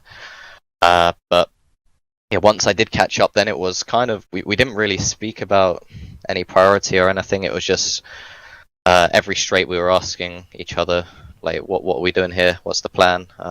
Because we were just trying to keep everyone else behind, and as it got nearer to the end, that got trickier and trickier. We didn't think Pinto was going to go for the move when he did on lap 5. Otherwise, I think we probably should have played it a little bit differently. So yeah, it wasn't perfect, but up until that point, it was going pretty well. Just a shame couldn't go to the end. Wow. Yeah, for Cooper. Nearly did go to the end for Diogo, though. You guys got side by side. You managed to hold on. How excited are you to get a nice, new, lovely Tag Heuer Connect watch? Yeah, very excited. I actually already have one, so... Well, there you go. You got one for each arm now. I'll get another one. If you get a third one, you can be Lewis Hamilton. Well, 3 on one side. Yeah. What's the rule on sim? Do we have to make you take off jewelry? You're not allowed to wear that watch? No, because you want to check your heart rate afterwards to flex on Twitter. So I want to see your heart rate from that save, to be completely honest. That was still ridiculous. You and Zach Campbell both, because he had a similar one in race 2. Oh, really? Yeah. Oh, I didn't see that. Oh, yeah. Him and Cooper touched wheels and Zach slapped the wall. Yeah. I do remember that. Yeah, that was very sketchy. Well, either way, congratulations on another great race, great win. And look, I'm glad to hear you're positive despite the situation point-wise, because you've driven very well, and another great win for you. Yeah, thank you very much, and hopefully I'll speak to you again in 2 weeks. Hopefully so. I'm sure there's someone else that very much wants to speak to us again in 2 weeks. Diogo Pinto, you nearly went for the race win because you were in a great position toward Indy, but it's not even about that now, is it? You're just looking to keep out of the drama, surely, at this point. Today was a bit of damage limitation from me. I got a warning in qualifying right on the first spot of warming the tires, so I couldn't do basically the last drag, so which cost me 5 or 6 tenths. But luckily my lap was good. I was able to be in the top 8, and then in the sprint race I decided to just collect the points and remain in the top 8. For the main race, was a bit more eventful in the first lap. I had a fight with Salva, and then we had a gap for the pack, and afterwards was just a chill race. But again, yeah, chill race is key, I think, right? I mean, surely you're looking at Kevin mostly, but even when you're behind Sebastian, or you're not going to take as many risks, I imagine, unless you nearly won this today too, and that would have put a statement on it, absolutely. But one to go, and mathematically, it's pretty solid. I was going for it at the end, but Sebi did well to defend the inside there, and he held really well the outside when we switched over to Indianapolis. So there's not much I could do, but yeah, I'm happy with P2. Let's see. I don't know what's the gap now. If I extended the gap, I guess it's more or less the same because I lost points in the sprint and quali. But yeah, so I can tell you the gap. It's marginally less, but you're still at. Actually, I think it's 3 points higher. You're at 37 points right now, heading into the final round. So that must feel pretty good. Yeah. So it's one more. Oh, one more. Okay, I thought it was 34. I'm not as good at math either. There you go. But one more point isn't bad, considering there's one less round when you look at it that way, surely. And look, love to let you know I was just in Madeira in Portugal and had a great time. So nice to see you doing well for the country. And hopefully in 2 weeks' time, you'll be able to. I know you guys are known for wine, but some champagne to celebrate. But let's not get too far ahead of ourselves. Just keep things rolling as we'll switch over to another man who continues to keep things rolling now. This time, unfortunately, mathematically, fallen off a little bit, but still a heck of a season. Zach Campbell, another podium for you today. Yeah, pretty happy with it. I mean, third and a fourth, can't really ask for too much more. That was probably the tamest race you're ever going to see here with the series here. I mean, it was, that was interesting, a little bit tactical. I had a lot of fun racing Seb and Diogo up there, I think, and Cooper as well. Yes. A lot of fun today. I mean, it's so interesting here. Goaltenders, I don't know about football as much, but in hockey, they name their posts because they're their friends whenever the puck hits one and it saves them. Are you going to name the barrier toward Indianapolis today? Because that was a ridiculous save as well. I don't know. I don't know what quite happened there. I haven't seen a replay yet. I think me and Cooper just decided to drive into each other on the straightaway. Both of us just hit each other, I think. That was a hairy moment. That was a little scary than I wanted it to be, and I know it kind of hurt me there the last couple laps. I wish I could have gotten a little closer to Diogo and Seb, but I mean the car had both sides torn off it. I mean I was just trying to limp it home almost. So it's I may have to name it eventually. Yeah, you might have to screenshot that car and keep track of that too, because that was pretty ridiculous. As you said, there was visible damage, and it was evident as well. You were driving the wheels off it, keeping with them, but then you get toward the end of the straight when that draft would just get out of reach, just that little bit of straight line. But I honestly thought you were going to tumble down the order, and you did a remarkable job to stay where you were. I'm sure that was hard work. Yeah, I got lucky. I was very thankful to have my teammate and Jeremy behind me and treat me so kindly on the last lap there, and just try and kind of bring me home. I know it's his last season, so very, very forthcoming in his gifts in retirement. So I will absolutely take anything and everything. Super awesome just to have him behind me and help me out today. Yeah, absolutely. And great race again. We'll see you in 2 weeks' time for the finale. Yeah, hopefully we can talk again. This has been nice talking a little more this season than last. Just one last thing. I want to say congrats to Christian Steele. I've learned he's a good friend of mine, and I learned he won the iRacing Indy 500 today. So really, really happy for him. I just wanted to give him a quick little shout out there. Thankful to the whole VRS Coanda team. Absolutely just great day. Nice to have a little solid day and not be in between first and 31st for once. Well, there you go. Not too bad at all. And thanks very much, Zach. Paul, that's, I think, great way to end it. Obviously, there's some positivity. Look, none of these drivers, I know we're saying who's winning and therefore who's losing the championship, but all of these guys, these four especially, have been so good this season.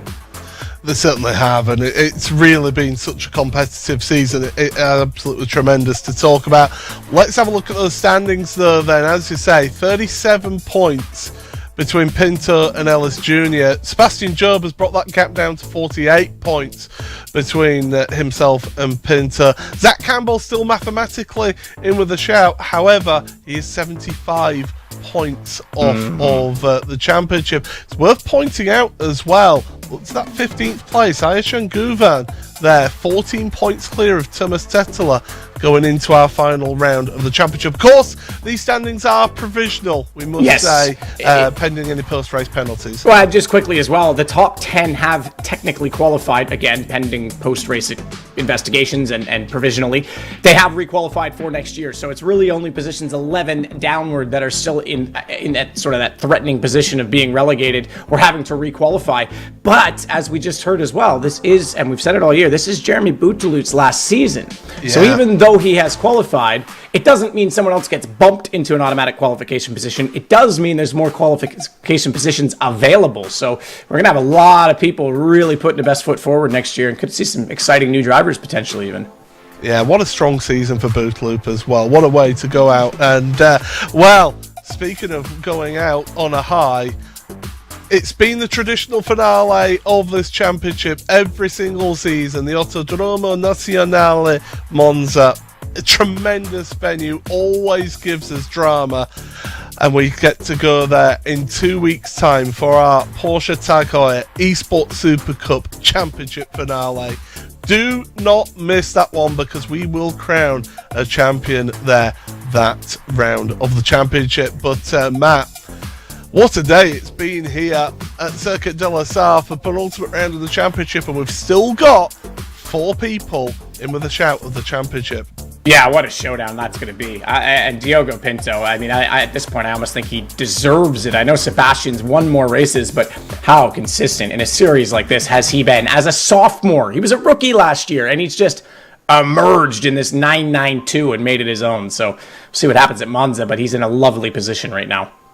It certainly is. Well, it's been a tremendous day's racing. Started off with the All-Stars and then finished up with the Porsche Tag Heuer Esports Super Cup. There was plenty of thrills and a couple of spills out there. How Sebastian Job held on to that? Well, he says it was anyone could do it. I think it takes somebody special to do something like that. That was in our sprint race, of course, which Kevin Ellis Jr.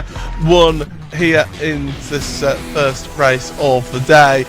Dane Warren, Sebastian Job, that could be a talking point going into the final round of the championship.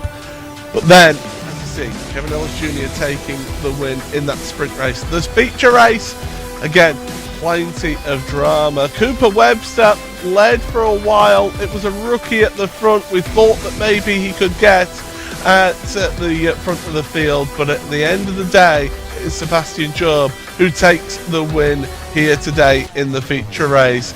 Make sure you join us in 2 weeks' time at Monza for the championship finale, the Porsche Tag Heuer Esports Supercup. From everybody here, it's goodbye.